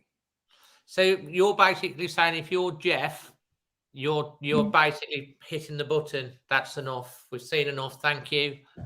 Well, the reason I'm saying it is because you don't have time in this league. We've had 6-7 games now. We're in a position where it's always we can keep saying jam tomorrow, but ultimately you've got to make a decision sooner or later. And I mean, do we honestly think? I mean, look, I'd love to be proven wrong. I'd love it if we went out and put 4 past West Ham, but it ain't going to happen. I think we've got to be realistic. And I think if we're going to make a change, now's the time to make a change. Don't get me wrong, I'm not feeling this way based on what's happened since the start of the season, Dave. I'm saying this based on what's happened since well into sort of the latter part of last season, where we were, the season just petered out. It was very disappointing, and we've started this season the same. So this has been happening for some time. Well, there's a lot of people here. So, I mean, like Philip saying, said Tom, this has been going on from last year and carried on this year. Time for a change. We've seen enough. Andrew Knight says, like, who would you have in next? That's the next question, isn't it? Yeah, I mean, I would have in. Look, I mean, it's been said before. Maybe I'm deluded, but there's one manager out there at the moment that I think I love Pochettino. Am I? I mean, I think that you might think I'm nuts saying that, and it was I deluded. don't actually, mate. I don't think. But I you're don't. nuts. But I don't. And Pochettino, if we got him, it would be wow. Yeah. Be a Yeah, statement. one of my mates laughed at me about that. I said, hang on a minute. I said, he's gone to Paris Saint-Germain. He hasn't exactly ripped up trees there. He's a quality manager. He's not going to get a job with one of the top big clubs right now because he's probably, in fairness, his reputation's probably slightly tarnished for the big boys to take a risk on. But we all know he'd do a fantastic job at Molineux. He would do a fantastic job. He'd be just the ideal bloke to come in. He would have a point to prove in the Premier League as well. Exactly. And he's got a reputation to improve and bring up. Now, it might mean that in 2 or 3 years we'd lose him, but I mean, the point I'm making is it'd be a hell of a ride. Yeah, no, I mean, I think Pochettino, I mean, you don't know. I mean, they've got the muscle and the fantastic, they've got the players and the ambition. You might think that would be a big opportunity for him. The other one that I've mentioned, I mean, Tuchel would be another one that's mentioned. Then you've got Lopetegui from Sevilla. Yeah. He's on the borderline of leaving there. He was, we know that Fosun have got the relationship with Lopetegui. Yeah. Yeah. And I think if he become available, that might be the one they'd go for. Yeah, and the other thing as well you got to remember as well is that the squad of players we got, it's a class squad. So any manager coming in and working with those players, he's working with top players, top players. Yeah. And I think it's I nearly tweeted yesterday, why is it all the Portuguese players playing for other teams' scores, but I don't, I mean, it's right. It's right. Do you know what, Tom? You've come on and you've articulated your points incredibly well, which is brilliant, and you've come across really well. I'm guessing you'll probably watch this back at some point. You'll see exactly what I mean. You've come across really well with your points and how you've put it across. Not a rant and a rave. It's factual on how you see it, which is really appreciated. Thanks. You've got your 3 key questions now. Highlight of the day of the day. Well, my highlight of the day yesterday was my son's rugby team winning 44-0. So that's the highlight. Who does he play for? He just played for this school side against another school, and they won 44-0. So he was chuffed for that. Monmouth down here in because I live down just on the border of England, Wales, and Herefordshire. So fantastic. The performance, I'm struggling to give it 5, to be honest, but I'll give it a 5. I think that, I think what's the other one you asked me, which is the man of the match. Look, yeah. I mean, it's hard to look past Neves, but I agree with Lucy. I thought Kilman, apart from when he stood off Haaland for the goal, which I mean, it's Haaland, isn't it? But other than that, I thought he had a pretty. He was good. He was a solid, always is, and he made a couple of good. Yeah. There's quite a few on here that's saying, "Can you come on again?" So hopefully you will. Now you've done your debut. Yeah, love to. Yeah, love to. And are you ready for the spin the wheel? Yeah, go far away. This is a fun bit. This is it's a bit like a box of chocolates. You don't know what you're going to get. Right, here we go. It's spinning, and we've done that. We've done that one tonight. So we'll go on another random one. Oh, here we go. If a millionaire covered all your costs for a day, what would you do? Bloody hell, that's a tough one. Goodness me. Crikey. You should have stuck with the other one and gone Haaland. Yeah. Oh, that's a tough one, Dave. If a millionaire could cover all my costs for a day, what would I do? Bloody hell, where do I start? God, dear me. I'll have to think about it. I'm sorry, I'm lost on that one. I haven't been lost for words up until now, but I don't know what to answer that one. Have a think, and then next time you come on, I'll remember, and you can have the answer. All yeah, right. I'll have a think. I'll probably think about it in 10 minutes. There's probably so many things, isn't it? Yeah. That you can do in a day.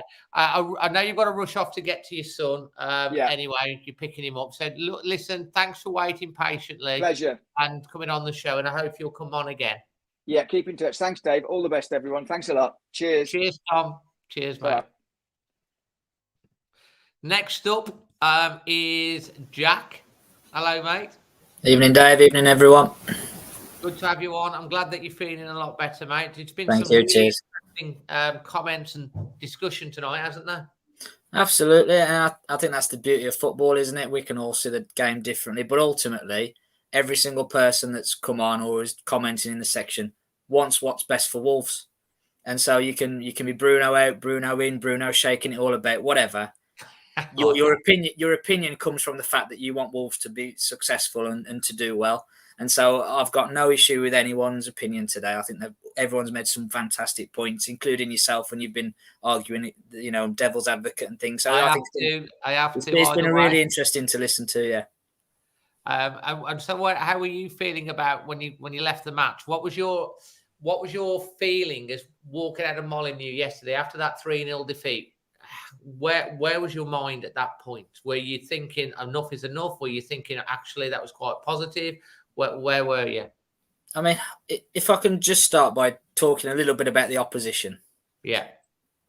I think there are two records at the minute. There's only two teams that have ever won 3 league titles back-to-back in the top flight of England. And there's only 2 teams that have ever gone a whole top flight season unbeaten.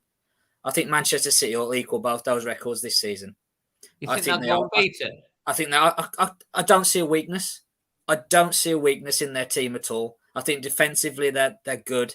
I think the midfield can match anyone and can control the game against anyone.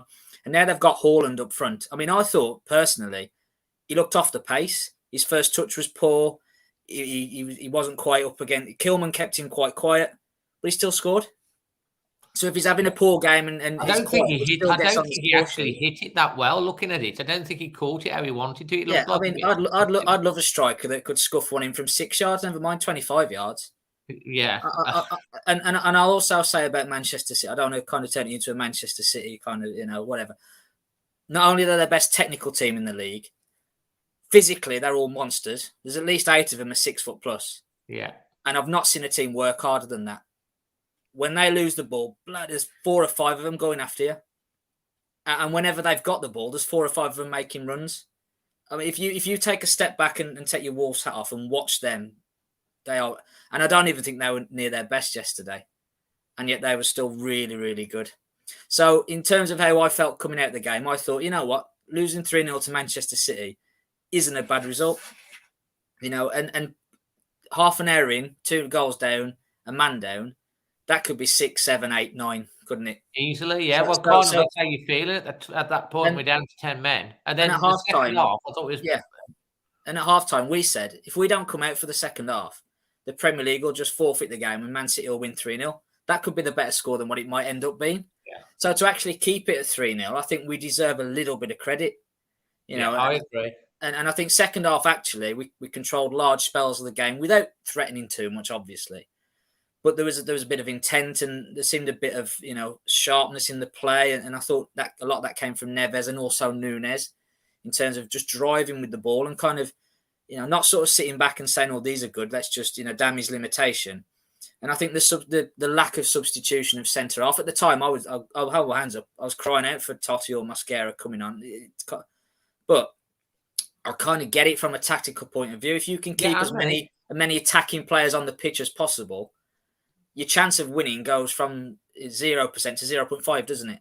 We were still very, very unlikely to get anything out of the game, but there's a chance. If you take a striker off and bring a centre half on, you're kind of admitting defeat, and you're kind of going, we just don't want to get battered here. And that was kind of what it would have been, which you kind of... This is why I said on my post, it's like I saw it as a brave decision. It was kind of a brave... Maybe some people still feel, and they played with a lot of bravery in the second half. They kept playing the ball out. They broke you. I watched it back on Match of the Day, and I wanted to hear what they said, because that's the way I saw it. And they said the same. We broke the City lines 3, 4, or 5 times by playing, and this is with 10 men. And so this is why I came out the game and I gave it quite a high rating, because they didn't fold. They didn't roll over. They continued to try and play football. Yes, we didn't score, but we did have a real golden opportunity to score in the second half with that chance that fell to Geddes in the middle of the box. And I watched that back and I thought, that was a City player. It's in the back of the net. And he didn't get on target. But that's our big problem, isn't it? Every time we get a chance, we're not taking it. And the two I've said it before, that with 2 goals we've scored from Pedent from miss-hits, and the other one was a Neves worldie. We haven't scored a proper goal this year, have we? No, I mean what we're trying to do when we get to the edge of the box, we're trying to unpick the opposition's lock with a toothpick. We need a sledgehammer. Yeah. And whether that's going to be Diego Costa, it could well be. If I was Bruno or whoever the manager's going to be for whenever Diego's fit, I would say to him, I don't want you dropping back to help out the midfield. I don't want you chasing balls down onto the touchline. Stay between the posts and we'll find you. And when it comes to you, stick it in the net. Because that's pretty much all that's missing from our team. If you watch how we play, we can control the tempo of a game. We can attack down either flank. We can go sort of more central now. We've got Nunes. Defensively, we're usually pretty solid. We've got a very good goalkeeper. All that's missing is a cutting edge. And in some ways, that's the most important thing. So you'd say, actually, as a team, we're failing because we're not scoring goals, which means we're not winning games, which means we're not getting points.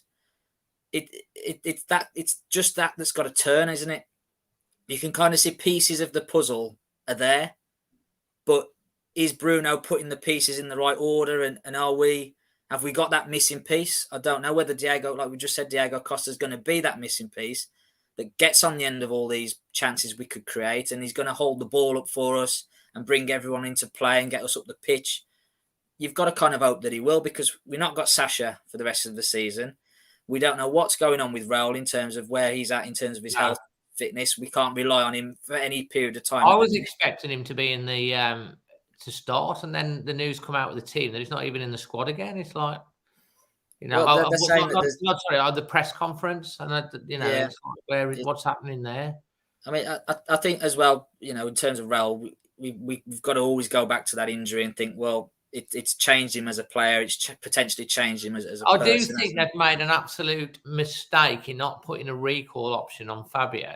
It's like there should have been a recall option. Well, I think the irony is with that is that we sent him on loan to Anderlecht to play games, but right now he'd be playing games for us because we don't have a fit centre forward at the minute. We've got 3 very, very good centre forwards in our squad, and none of them are available at the minute. So there's an argument to say, well, any team in this division, if you took their 3 centre forwards and said, right, none of them can play, they might struggle to score goals as well. But I don't think it's just a lack of a centre forward at the minute. I think it's something tactical, something in the mentality or mindset. I think we pass the ball nicely, but there's no tempo. There's no end product. And you referred to... Go on, sorry. Well, I was just going to say, I think if you watch how we played against Manchester City yesterday, we drew them into us with the sort of passing around the back, which is great because then you break the lines. But we do it far too slow.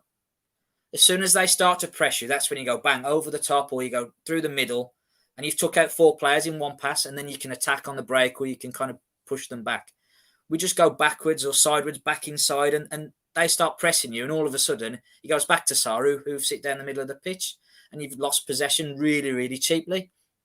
Well, I think we've got to work out how we can move the ball quicker, whether it's in terms of, someone has to drop a little bit deeper in midfield and almost play in that middle of the back 4, like Neves has been doing at times, and spray it from there, or whether we get Neto, Guedes, whoever, and just bang the ball down the channels to them and get them to maybe run onto it and everyone pushes up.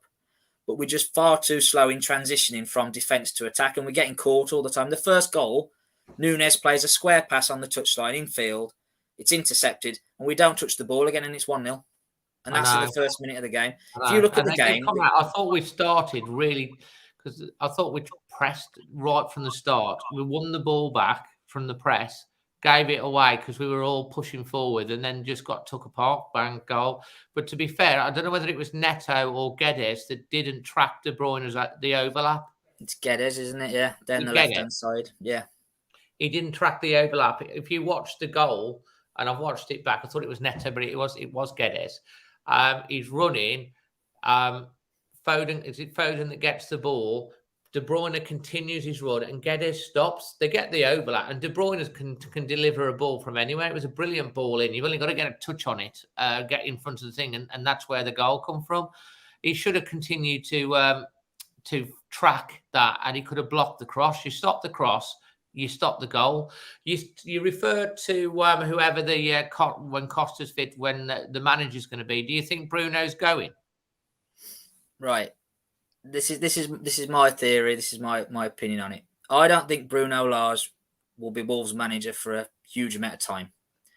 But I don't think it will be anything to do with results or performances. It will be when Fosun and Jeff Shee, whoever, have got a replacement that they're happy with. Yeah. If you look at what made the decision, Jack. Yeah, I think if you look at whatever Fosun have done since they came in, I'm talking playing staff, coaching staff, staff behind the scenes, in the ticket office, in the marketing, whatever they've done, it's a steady process. It's about improving the brand, improving the growth. As soon as someone isn't performing, they're looking to replace them all the time. So they'll have been having conversations with managers at the start of this season. At the end of last season, they'd have been talking to people. How do you feel about coming here? What about this? You know, we've heard stuff about Lopetegui, haven't we? Villas-Boas was at the Southampton game, apparently, someone told me. So there's yeah, that's what someone told me. So there's stuff going on behind the scenes. You've got to kind of accept that. And I think Bruno probably knows that as well. You know, these days, you can't have any sentiment in football. You can't say, oh, he's had a bad hand with injuries, give him a few more games. Or, oh, you can kind of, the football's okay, but if they're not doing the job, they'll be replaced. But Fosun won't sack Bruno Lage and then start looking for a replacement. They'll sack Bruno Lage when that replacement is ready to come in and sign a contract. Whether it's Villas-Boas, Lopetegui, Fonseca, Pedro Martins, whoever it is. Where's Fonseca? What tell me about him? Yeah, he was the one who was at Shakhtar for a while, wasn't he? He was linked to the Tottenham job when Nuno went, but I think they got Conte. He was linked with our job when Bruno came in. He's gone to Lille now, I think, in France, but obviously the French league is notorious for kind of, you pick the top talent, don't you? So I think the new manager is likely to be Iberian, isn't he? Spanish or Portuguese. I don't think we're going to go British or Irish with the squad that we've got and the recruitment model we have. It's likely to be a Mendes client, if you like. It's likely to be someone that can work with Spanish and Portuguese players. It's likely to be someone who plays a possession style of football. So, you know, that narrows your model down, doesn't it, to probably 5 or 6 candidates. Who's your 5 or 6? Or your so I think the 5, I don't know all the names. I think Lopetegui will definitely be on the list because he's been on Fosun's list since day dot. Yeah. I think Villas-Boas fits the profile in so many ways. Premier League experience, lots of experience in Europe. Is Mendes client, has worked at Marseille, which is a similar sized club to Wolves with a similar profile. I think Fonseca will be on the list because he was on the list last time. Pedro Martins, because we like shopping at Olympiacos, and I think getting their manager. I think Ruben Amorim at Sporting Lisbon will be on the list, but he's got a huge release clause, and they're already annoyed that we took Nunes, so we ain't going to probably go and get their manager as well. Yeah. But these are going to be the kind of managers that we're looking at. It's not going to be a Brendan Rodgers or a Sean Dyche or, you know, it's probably not. It's not going to be Pochettino or Thomas Tuchel, because Pochettino is probably waiting for a Big Six job, and Tuchel's probably looking at somewhere like Dortmund to go back there, isn't he, or something? He's not going to be looking at Wolves and thinking, oh, I'll go there and rebuild my reputation. His reputation is probably enhanced at Chelsea because they sack managers every year, don't they? So getting sacked by Chelsea doesn't do anything to your reputation. They're almost on par with Watford. Yeah, but it works for them, doesn't it? Yeah. And I think we've kind of got to accept it as Wolves fans that, you know, we're not going to have an Alex Ferguson who comes here for 26 years or a Wenger for 15, or we're not even going to have a Stan Cullis now who comes in and ends up with a stand named after him. How do you feel about becoming the new sporting director? Sign me up. He's up for it. He's up for it, Paul. But we've got to kind of accept that managers are going to come in with a remit, with a job to do, and if they're not up to it, they'll be moved on. And someone will come in who Fosun see as better or a more sort of fitting upgrade. We know for a fact, don't we, that Bruno Lage was lined up to be Wolves manager long before Nuno left. Yeah. So there's no reason why there's a manager not out there waiting now for Wolves to pull the trigger on, and for him to come in and take over. Do you think he'll be the manager at West Ham game? Bruno? Yeah. 2 weeks' time. Gut feeling. Gut feeling is I don't think he will be. Wow. Okay. I might be totally wrong, but I just think I've always been a big sort of give him time. You know, I think he's a good coach, but I'm struggling to make a compelling case for him to stay at the minute. Jack, I love you, man. I Because always we're love not how learning. you talk and put things across. Because we're not learning our mistakes. We are improving in some ways, but you can't see a clear pathway. I think that's the important thing. If you could see a clear, it's not working now, but it will, then I could kind of see why you'd have a bit of patience. But at the minute, it's very scattergun. Like I said earlier, we're a good footballing team, but we don't score goals. So you can't be a good footballing team if you don't score goals, if that makes sense. You know, so who do you think will be the manager at the West Ham game, if you were to call it? If you get this right, we're going to basically put this little clip out. Yeah, Jack and I'll put the lottery numbers underneath as well. Yeah, please do. I've got a gut feeling for Villas-Boas. Villas-Boas. Okay, you heard it here first from did. Wolves acting sporting director. Mate, honestly, you make a lot. I mean, I always listen to you, and you always come across really well. People love having you come on and talk. But like the fact that you've turned around and said that your gut feeling is not going to be in the West Ham has really made me think, wow, if Jack thinks that, then there might be. It might be something. So you never know. I mean, my gut feeling is he will be, just because of. But then you've said that, I've kind of doubted myself now because I'm just thinking, will they really pull the plug right now? I always think they're going to give him the next 3 games, but I do think that they're looking at options. If you go back to what we were talking about at the end of last season, and we said if the board are 100% behind him, back him, this, that, and the other, if there's 1% doubt, you've got to make that change. There's got to be doubt now, hasn't there? Because of how poorly we've started the season. I think there's more than 1% doubt as well. Exactly. You can't be Jeff Shee or whoever's on the board of directors and sitting there thinking Bruno Lage is 100% the man for Wolverhampton Wanderers. You can't be sitting there thinking that at the minute, because even the most ardent, passionate Bruno Lage fan is thinking it's not working. Yeah. Something isn't working. So you've then got to go, well, is it going to change? Is something going to magically happen?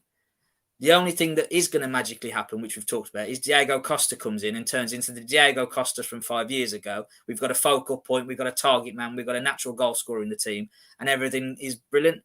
But that's not going to happen because of the way we're playing. You know, we've just talked about how great Erling Haaland is. He wouldn't get the same amount of goals in our team that he does in Manchester City's team because we don't create the quality of chances for him. So something has to change. And at the minute, that's probably going to have to be the coach. Because someone's going to have to come in and say to the player, because Neto's playing on the wrong wing.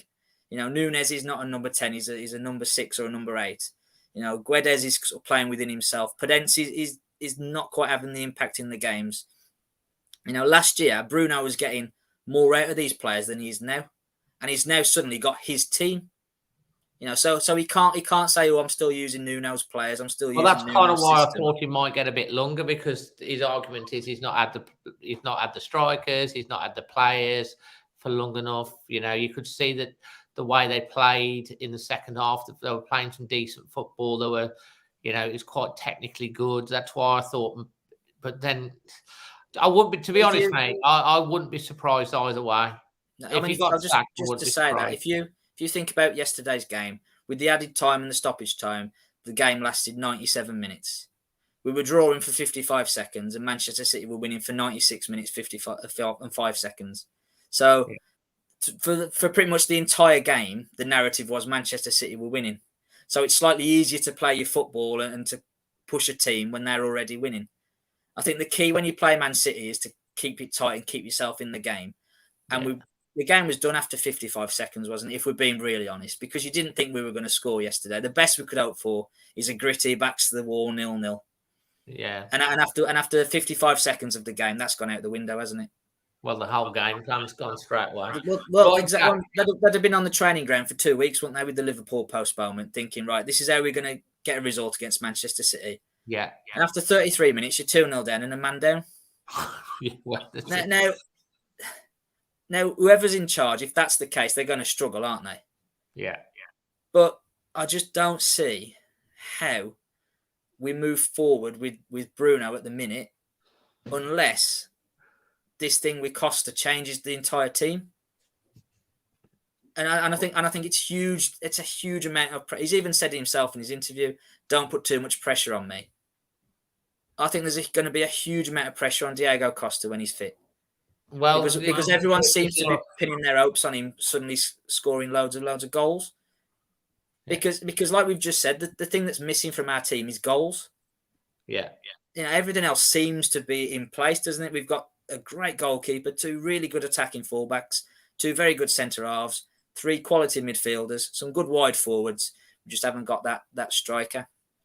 But is Diego Costa the answer? I think it's a huge gamble. I'm excited by the signing, and I think he could really bring something to the team. We just don't know what we're going to get. It's like a lucky dip, isn't it? Last time he was in the Premier League, there was no VAR, was there? No. So he could get away with pinching people's armpits and all sorts, couldn't he? But with VAR and with Anthony Taylor around, you don't know what's going to happen. It's going to be intriguing. Jack, your highlight of the day? I'm going to go with what Lucy said. I think the pre-match tribute for the Queen. You know, me and you were in the WhatsApp group for the match day, aren't we? And there was a lot said about how important it was going to be, and I thought it kind of went really well, didn't it? And it was obviously very important to kind of pay that tribute. So I think that was kind of a great thing to do, and it was really good. Okay, I agree with that as well. Performance rating? Performance rating is a difficult one because, like I said, we were losing for 98% of the game.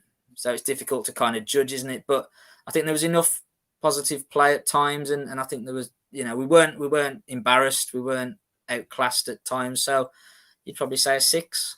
6. And man of the match? I'm going to go Nunes. I think he looked like the only player on our team that could have been wearing sky blue yesterday. Yeah, I think the way that he drove with the ball and carried the ball and some of his passing. I know he gave the ball away for the goal, but I thought he was really, really good. Fantastic. And you ready for the wheel? Yeah, go on. It's going. Here we go. Oh, this is a good one. Go on. You can have 3 dinner guests, dead or alive. Who are you going to invite? Blimey, 3 dinner guests. Yeah, going round your house for dinner. Oh, I better have a Hoover first, hadn't I? I'm gonna go Tim Booth from James, my favourite band. So I'd love to have him there. Yeah. I would have Muhammad Ali. I'd bring him back. Yeah. And I would probably have Billy Connolly as well, because we're going to need some entertainment. That's quite a lineup. That is for round. That'd be interesting, wouldn't it? Billy Connolly and Muhammad Ali. It's like an episode of Parkinson, isn't it? It did. Well, there Jack, we go. Absolutely brilliant as always, No mate. problem. And no problem. We'll wait to see whether your futuristic thing comes true. But Jack doesn't. His gut feeling is that Bruno will not be manager at the next game. The one question that I will ask you to finish off: if you were Jeff Shee, would you be gone on Tuesday? Like I said, it would all be about the replacement. If I've got someone lined up ready to go, then absolutely. If I'm not quite sure on that point yet, or the person that I want isn't quite committed yet, then no, I wouldn't push the button yet. And I think we've kind of got to realise that as a fan base, it's not going to be sack Bruno, then look for a replacement. They're looking for a replacement already. And it'll just be a case. It's when, not if, I think, with Bruno, unfortunately for him. I think it's when, not if, isn't it? When, not if. There you go. Thanks, Jack. Appreciate it. No problem. Top Cheers. man. Thanks, Cheers. everyone. Well, this is an epic show. We've got Thomas, and then I'm going to finish with my buddy Josh, because we always have a little natter. Thomas is wanting to come on. A young lad, talks a lot of sense, not had him for a bit. You've had a bit of an haircut there, Josh. Thomas. Yeah, I have. Yeah, the fringe is gone. Yeah, the fringe is gone. Thank you for waiting patiently backstage, mate. And you've been listening to everyone commenting. We've still got 150 people watching the show live. I don't know how many likes are on the video, but if you've enjoyed the content tonight, please smash a like on the video. And if you're brand new watching this, I really appreciate if you could subscribe and hit the bell. Thomas, did you go yesterday or did you watch it on the TV? I watched it on the TV. So you got a really good view of the game and the commentary and all that sort of jazz. How were you feeling when the game closed at the end? At the end, it was mixed feelings. At the end, you sort of want it to be over, really, because you've seen the 3-0. Towards the end of the game, we sort of tailed off. At the beginning and throughout parts of the game, I thought some of our passing in the midfield was exceptional. some of the triangle passing we do to transition into the final third is superb, but we are missing that final pass or that final shot so much. And you see, we try and play our game very wide, and we try and cross the ball in. That's what we'll try and do with Costa as well, because he's this big brute of a striker. It's not going to work. There are too many teams now with massive centre backs. We didn't have a 9 yesterday. That was our biggest issue. I didn't see anyone coming off the bench and impacting that. Semedo should have started. I'm not sure why. I thought Aït-Nouri had quite a poor match. Good point you raised there as well. I thought Aït-Nouri struggled in the first half. I thought he got better in the second half. He needs to release the ball earlier. He can do all this dribbling, and I thought he got caught out in defence quite a bit of the time. But I think then that goes back to some earlier points in the show.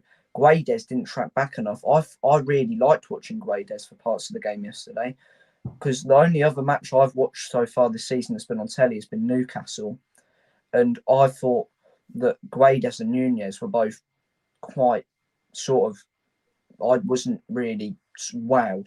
Yesterday, I saw a player in Nunez that I've been waiting to see for Wolves. Someone like Vitinha, who just drives forward and wants to make things happen. Guedes has got that as well, but there is not a final product in this team. We've got Neto. We've seen Neto in previous seasons produce something out of the ordinary. Podence, who is superb at points, probably been our main outlet so far this season. And then you've got Guedes as well. Hwang, for me, is not good enough, which is a shame, because the first few Newcastle games where he created a really good partnership with Rao.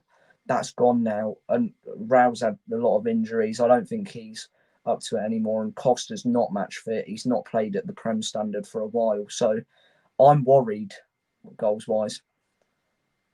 Very worried. I think we're all worried about the goals, and we want the goals to start coming and flowing. I keep clinging on to this hope that there's going to be this one game, and we all our shots are going to go in, and we're going to smash someone 4 or 5-0. I keep thinking it's going to happen at one point, but like it never does. But there you go. So Bruno Lage, I mean, it's a talking point. There's a lot of opinions on it. Are you in the he needs to go now? Are you in the he needs another game, 3 games to start the World Cup? Where are you sitting on that as a young man, seeing the team, loving your team? Well, first of all, I think he will be the manager for West Ham. I don't really have a doubt in my mind about that, because I don't think the board will have discussions with him. They will say, look, if you don't improve, you will not have a job. Because we have been, from the end of last season to this season, 1 win in 14 is not good enough.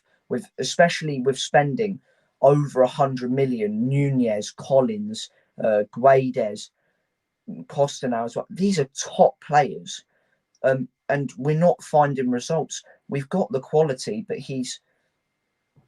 it's hard because he didn't have. I don't think that there was enough impact on the bench for him to do something. Chem Campbell he's only young. He needs to build up a bit more. It's like Fabio. But I think I'd give Bruno until I'd give him the next West Ham, Chelsea, Forest. Chelsea's a tricky one, because I'm a very big fan of Graham Potter. I think he's a very, very good manager. Some of his play style is sensational, but I'd give him the next 3 games. If we don't pick up, because we got West Ham, Forest, I think we'll lose to Chelsea. West Ham, Forest, we need to get at least 4 points out of that, and that's been my lowest. You know, I'd push for 6, but if we don't get 4, I think that it's time to go. Which is hard, because you don't want to sack your manager, because they do try. They obviously try, but sometimes it's not good enough. Yeah, I mean, you make good points. I'm kind of like, that's where I've been sort of thinking the next set of fixtures is his last chance for Saloon, really. I feel like the ice is very thin and it's starting to crack, but he's not fell into the ice yet. Unless someone gets a pickaxe or throws a rock, and which could be Jeff, and then he'll fall through the ice. But like, he's still walking on the ice at the moment. and there's still positive. I still feel there's positives in the team. I don't feel like I say. I don't feel like we're not playing good football and we're not trying to play 100%. the ball and we've got the talent. We're just not. And there's always seems to be with Bruno extenuating circumstances, like Raul's not fit, Costa's not fit, Kalajdzic gets injured, Chiquinho was out with an ACL. Collins gets sent off now and he's out for the next 3 games. He must be thinking to himself, it's like it's not meant to be, because everything seems to go wrong. He gets the players in and then he gets injured in his first match. Chiquinho would have been a big thing. I mean, Traore yesterday. Yeah, that was... Speaking on Traore's, Boubacar, when he came on, he's not been mentioned yet. I thought some of his movement was really slick. Some of his passing. He looks like a player who could... It's like Nuri a couple of seasons ago. We get him in loan and see if we can develop. I think there is 99.9% of me believes we will sign him on a permanent, because he looked really good. I was impressed with him. He did make a good cameo. He looked calm on the ball as well. Yeah, going to Adama, that's really...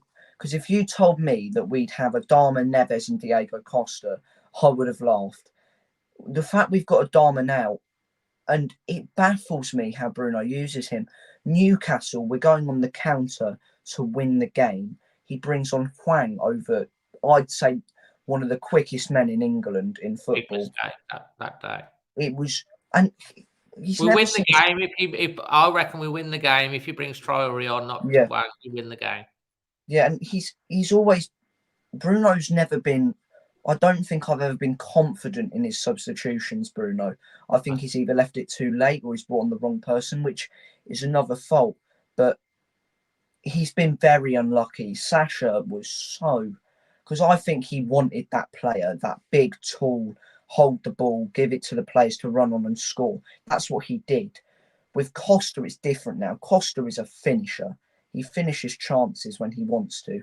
Sasha was someone who could involve the whole team. He's going to have to change his play style to go to Costa. He couldn't have had a worse player to get injured than Sasha, Neves, Nunez. It's so harsh on Bruno, but it's the rules of management. You have to deal with these problems. This what life throws at you. This is his job. It's his profession.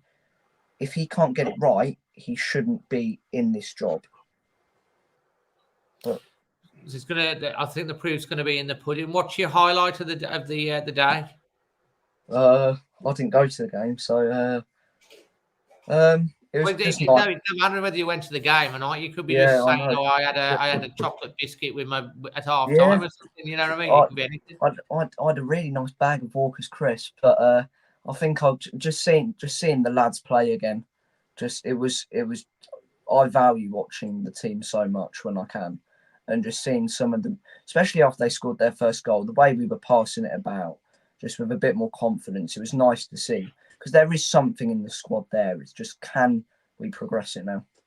Paul Ross says Arsenal fans were calling for Arteta's head last season, but look at the now. He's given time to get his own players and mould them, and look at what they're doing. He makes a good point. It is. Your man of the match? I'd have to go with Nunez. The way he carries the ball forward and so calm on the ball is just something else. Fantastic. And your performance rating? 5, 6. We were good in the middle and okay at the back. It was just not good enough going forward. Fantastic. And you ready for the wheel? The dreaded wheel of fortune? Let's do it. Here's it going. It's spinning. What's your go-to karaoke song? Wonderwall, probably. Wonderwall. Do you like a bit of Oasis then? Yes, of course. Fantastic, mate. Listen, Thomas, thanks ever so much for being so patient and coming on. And you really always talk so well, and you make a good point. We will get you on earlier next time. I'll have, Josh is on last. He's probably thinking, it's because I like having a chat with Josh towards the end and stuff like that. We catch up with some band and stuff as well, and stuff like that. But he sometimes comes on first. But I love the fact that everyone has got such a good opinion, and Josh never minds coming on towards the end because he likes to listen to all of the views.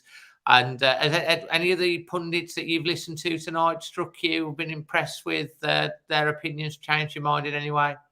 I've a lot of talk about different managers, Poch and such. I'm not really a massive fan of Poch myself, but I agreed with a lot of what Manny said. I'm liking the talk of giving him a couple more games, but yeah, I've been definitely weighing up a lot of opinions today. And I think you make a lot of good points again, Thomas. Hopefully, you can come on again. What you generally come on when you get a chance to go to the game or see the match on the TV, don't you? Yeah. Fantastic. Thanks for your patience, mate. No problem. See you on the next one. See you later. Thank you. Cheers, mate. So that's Josh, and last up but no means least, sorry, that was Thomas, but last but no means least, we've got Josh, mate. How you doing? Good, thanks you. Yeah, man, it's been an epic show tonight. Yeah. They seem to be getting longer and longer and longer. I'm on my third cup of tea, but there's so many people want to come on. Yeah, no, that's fair enough. I might have to start bringing the timer back. I'm guessing to bring the time down.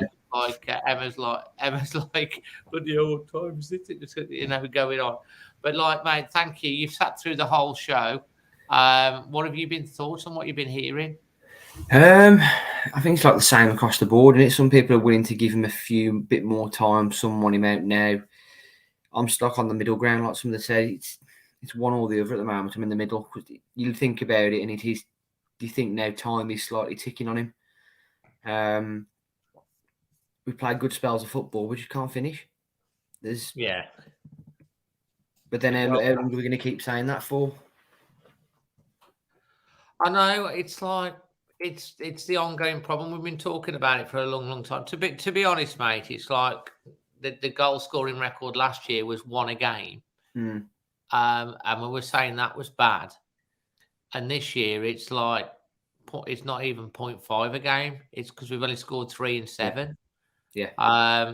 When we go to the games, I go pretty much home and away. You go home and away. Jack goes home and away. A lot of the guys that come on here that, and then you go in and you're not seeing goals. You go into every game with hope and stuff and all that sort of stuff. Like you want to see your team scoring some goals and winning games. And, when I think back on it, it's like I keep doing my match vlogs and stuff like that. And I've only seen them win once in the last 14 Premier League games. When you actually think back, I've seen our team win one time in the last 14 Premier League games. And we've scored at Molineux since April, 4 goals since April. And Manchester City have scored 8. And they've only played there for 2 matches. It puts everything in perspective. And I really want Bruno Lage to be a success. I really want it to work. I keep hoping that it's going to click. And I always try and see positives, and I always try and then think, oh, well, there's this reason, and he hasn't had this. He's not had the players. The strikers aren't fit. He's having all this bad luck, and now Collins is. And I always think there's a reason why, but then, which is why I think the next 3 games. But then you think back and like, what point? It's been going on for a long time. Where are you? Where are you with it, with Bruno? What's your gut feeling right now? I mean, what are you that you? Is it time? Does he need more time? I don't. If they are going to, I don't think it will be this international break. I think they'll give him till end of next month when we got the international break again at the end of October, start of November. Is there another international break at the end of? I think there is. Can you check that for me, producer Emma, please? Is there another international break? I think we got one. We got one in October, and then you got the last. I think there's 4 games after that. Then it's the World Cup, I think. But I think if they're going to do it, but I wouldn't be surprised if they do anything this week. I wouldn't be surprised. Someone put on the thing earlier. I didn't put it on the screen, but someone said he's already been sacked, but they're just not announced it yet because of the Queen thing. But I don't see that. I mean, I don't know. I don't think you can sack him after the Manchester City game, because like you're going into that not expecting anything anyway, really. And if you get, and I thought the performance, especially in the second half, was fantastic, which is why I came out buzzing about it. Like I was probably a bit over the top with my rating, but everyone around me in the stand where I was really quite positive about how we played, and so on that basis is why I think he should have. It's not like we were absolutely dog rubbish.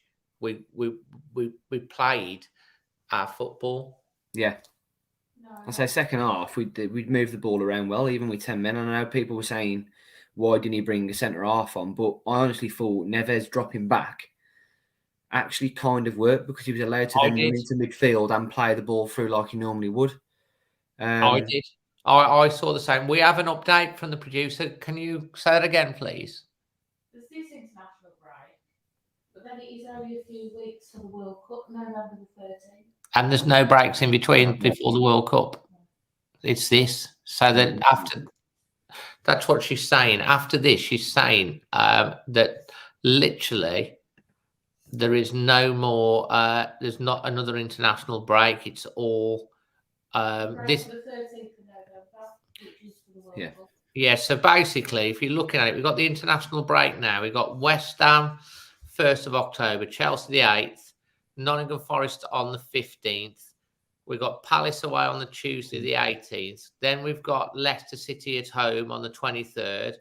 Brentford on the 29th. Yeah, 29th. And then we've got the 5th, the 9th, and the 12th of November. So there is no break. No, there isn't. I thought there was possibly another one, but there isn't, is there, by the looks of it? So there's no break. So there is. No. After this, we've got 1, 2, 3, 4, 5, 6, 7, 8, 9. There's another 9 matches, which will bring us up to 16 matches of the season, almost a halfway point. But he ain't going to get 9 games. I think he gets. I think he gets up to Forest. Yeah. Or maybe even the Forest, and then they make a change if. How many points does he need to get from West Ham, Chelsea, and Forest to, what outcomes do we want? We'd say at least 6. So he's got to beat West Ham. He's got to beat West Ham and Forest. I think if he loses to Forest at home, I think that would be the last one, because Forest, okay, they've changed all the team. They can't win. Their team's not gelling at all, because they've basically brought in like the 22 players or something like that. Morgan Gibbs White's going to probably come and have a worldie that day. You could just probably Bolly will be like a rock. Probably nothing will pass. It's the way it goes. Yeah. So we'll have to wait and see. I guess time will tell. We might be doing a special on Tuesday, and he's gone. And Jack will be telling us all about. He's been having a chat with Villas Boas, and he'll be in. But so if they are going to make a change, actually, it would make sense to do it now. This week. In the gap, it would make sense if they're going to do it. They've got they're not going to make a change of manager during the transfer window. I don't think they'll do it during the World Cup, because like half the players will be gone anyway. The players will be gone. They come back, and then on the Boxing Day we're straight back in it again. So the guys, interesting, isn't it? So it's either going to happen now or it's going to happen after the. Jack might be right, He might be right. His gut feeling might be correct. Anyway, your highlight of the day. Like the others said, probably the I forgot the word I was going to say, but the bit at the start before the game for the Queen. I thought that was probably the highlight of the day. That was well respected from everybody, I think. Yeah, I think really good point you make there. And your man of the match? I'm following Jack and Thomas. I'm going to go Nunes. I thought he had a really good game. Yeah, I thought he did really well. He's a player, isn't he? And your performance rating? 5. A solid 5. Yeah. And are you ready for the last spin the wheel of the evening? You love this bit, don't you? Yeah. This is really popular. People kind of like the spin the wheel because it's something a bit fun. And we're going to spin it. It's going. So what you're going to get then, mate? Let's see what we get. Now, this one question came up earlier and it couldn't be answered. So luckily enough, I did have a thing. I'd never thought about it when it come up. So the first thing I'd do is get everything paid off for my family. Anything that needed paying off, anything that they wanted, that'd be the first thing I'd do for them. Yeah. And then once I'd sorted all them out, I'd then do everything I wanted to do. So house, holidays. You're going to buy a house, book a holiday in one day. Yeah. Get it all done. Get it all done. It's like you get everything you need to do. What you've got in for the day? Anything else? I don't know. So more just sorting family members out and helping friends out and doing that sort of thing. So I know everyone I know and myself is all settled for life, basically. Carl says we should do a spin the wheel question for all of us there. Do you think we should? Yeah. For everyone else.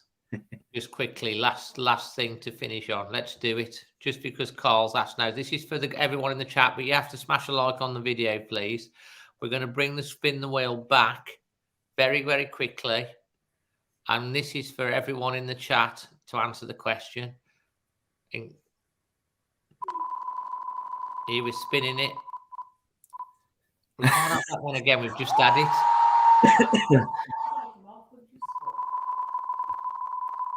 Here we go. I'm not going with that one. Well done. Yeah. Third time lucky. Here we go. Now we've had that one. We're going to spin again one more time. We'll put some more questions on. There you go. I won't ask you, Josh, because this is for the guys in the chat. The guys in the chat, what's the most embarrassing thing you've ever done? Keep it clean. Keep it clean. We're going to bring Jack on for this as well for the end, because we want to see what everyone else. I'll change the backdrop. Thanks again to Wolf Life for jumping in today, and we're grateful if you'd like Always Wolves on Facebook, and if you would be kind enough to follow Always Wolves on their socials as well, TikTok, Facebook, and Twitter. And you want to check out the FIFA one that I did. If you like your FIFA, did you see my FIFA video? Yeah, I thought that was quite good. I enjoyed that. Actually, in the Wolves dressing room. So have we got some answers? Extra time, one longer and longer, but that's the only good for us fans. Which get a millionaire would pay off Bruno. That wasn't the question. Carl says leaving his mobile phone in a hotel room before going to the Wolves game. That's the most embarrassing thing that you did. What was on your phone? Chris says the most embarrassing thing I witnessed was my missus on a blizzard mountain, water ride coming off the ski lift and the bottom half of bikini staying on the lift. Okay. Bet that was a bit embarrassing. Yeah. Well, no one else seems to be joining in on this one. So, we're going to give them 30 seconds to put the answer, and then, here we go. Asked not so blessed assistant in the KFC. Oh, chicken pieces. I was a bit worried about that one then. The whole shop burst out laughing. I thought for a second then I was a bit worried, but it's okay. Chicken breasts. Wolves one can't answer. Chris says it was fantastic. My watch told me, says Carl, it was left behind.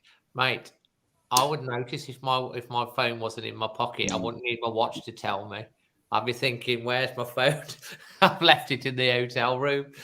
But there you go. I'm on my phone all the time doing different things. Have you two got an embarrassing moment that you'd like to share before we finish the show after 2 hours and 23 minutes? The longest one, new record. No, I'll answer the other question about if I was a millionaire, what I'd do. Go on. I'd buy West Brom and I'd give Steve Bruce a lifetime contract. Oh, I love it. I love it. There we go. Yeah. They'd love that. They'd love that, wouldn't they? They love him there, don't they? Yeah, they do. What about you, Josh? Most embarrassing. Yeah. Probably falling in Bagridge Pool on Bagridge Park, the ones. And I had to Falling in literally borrow somebody else's.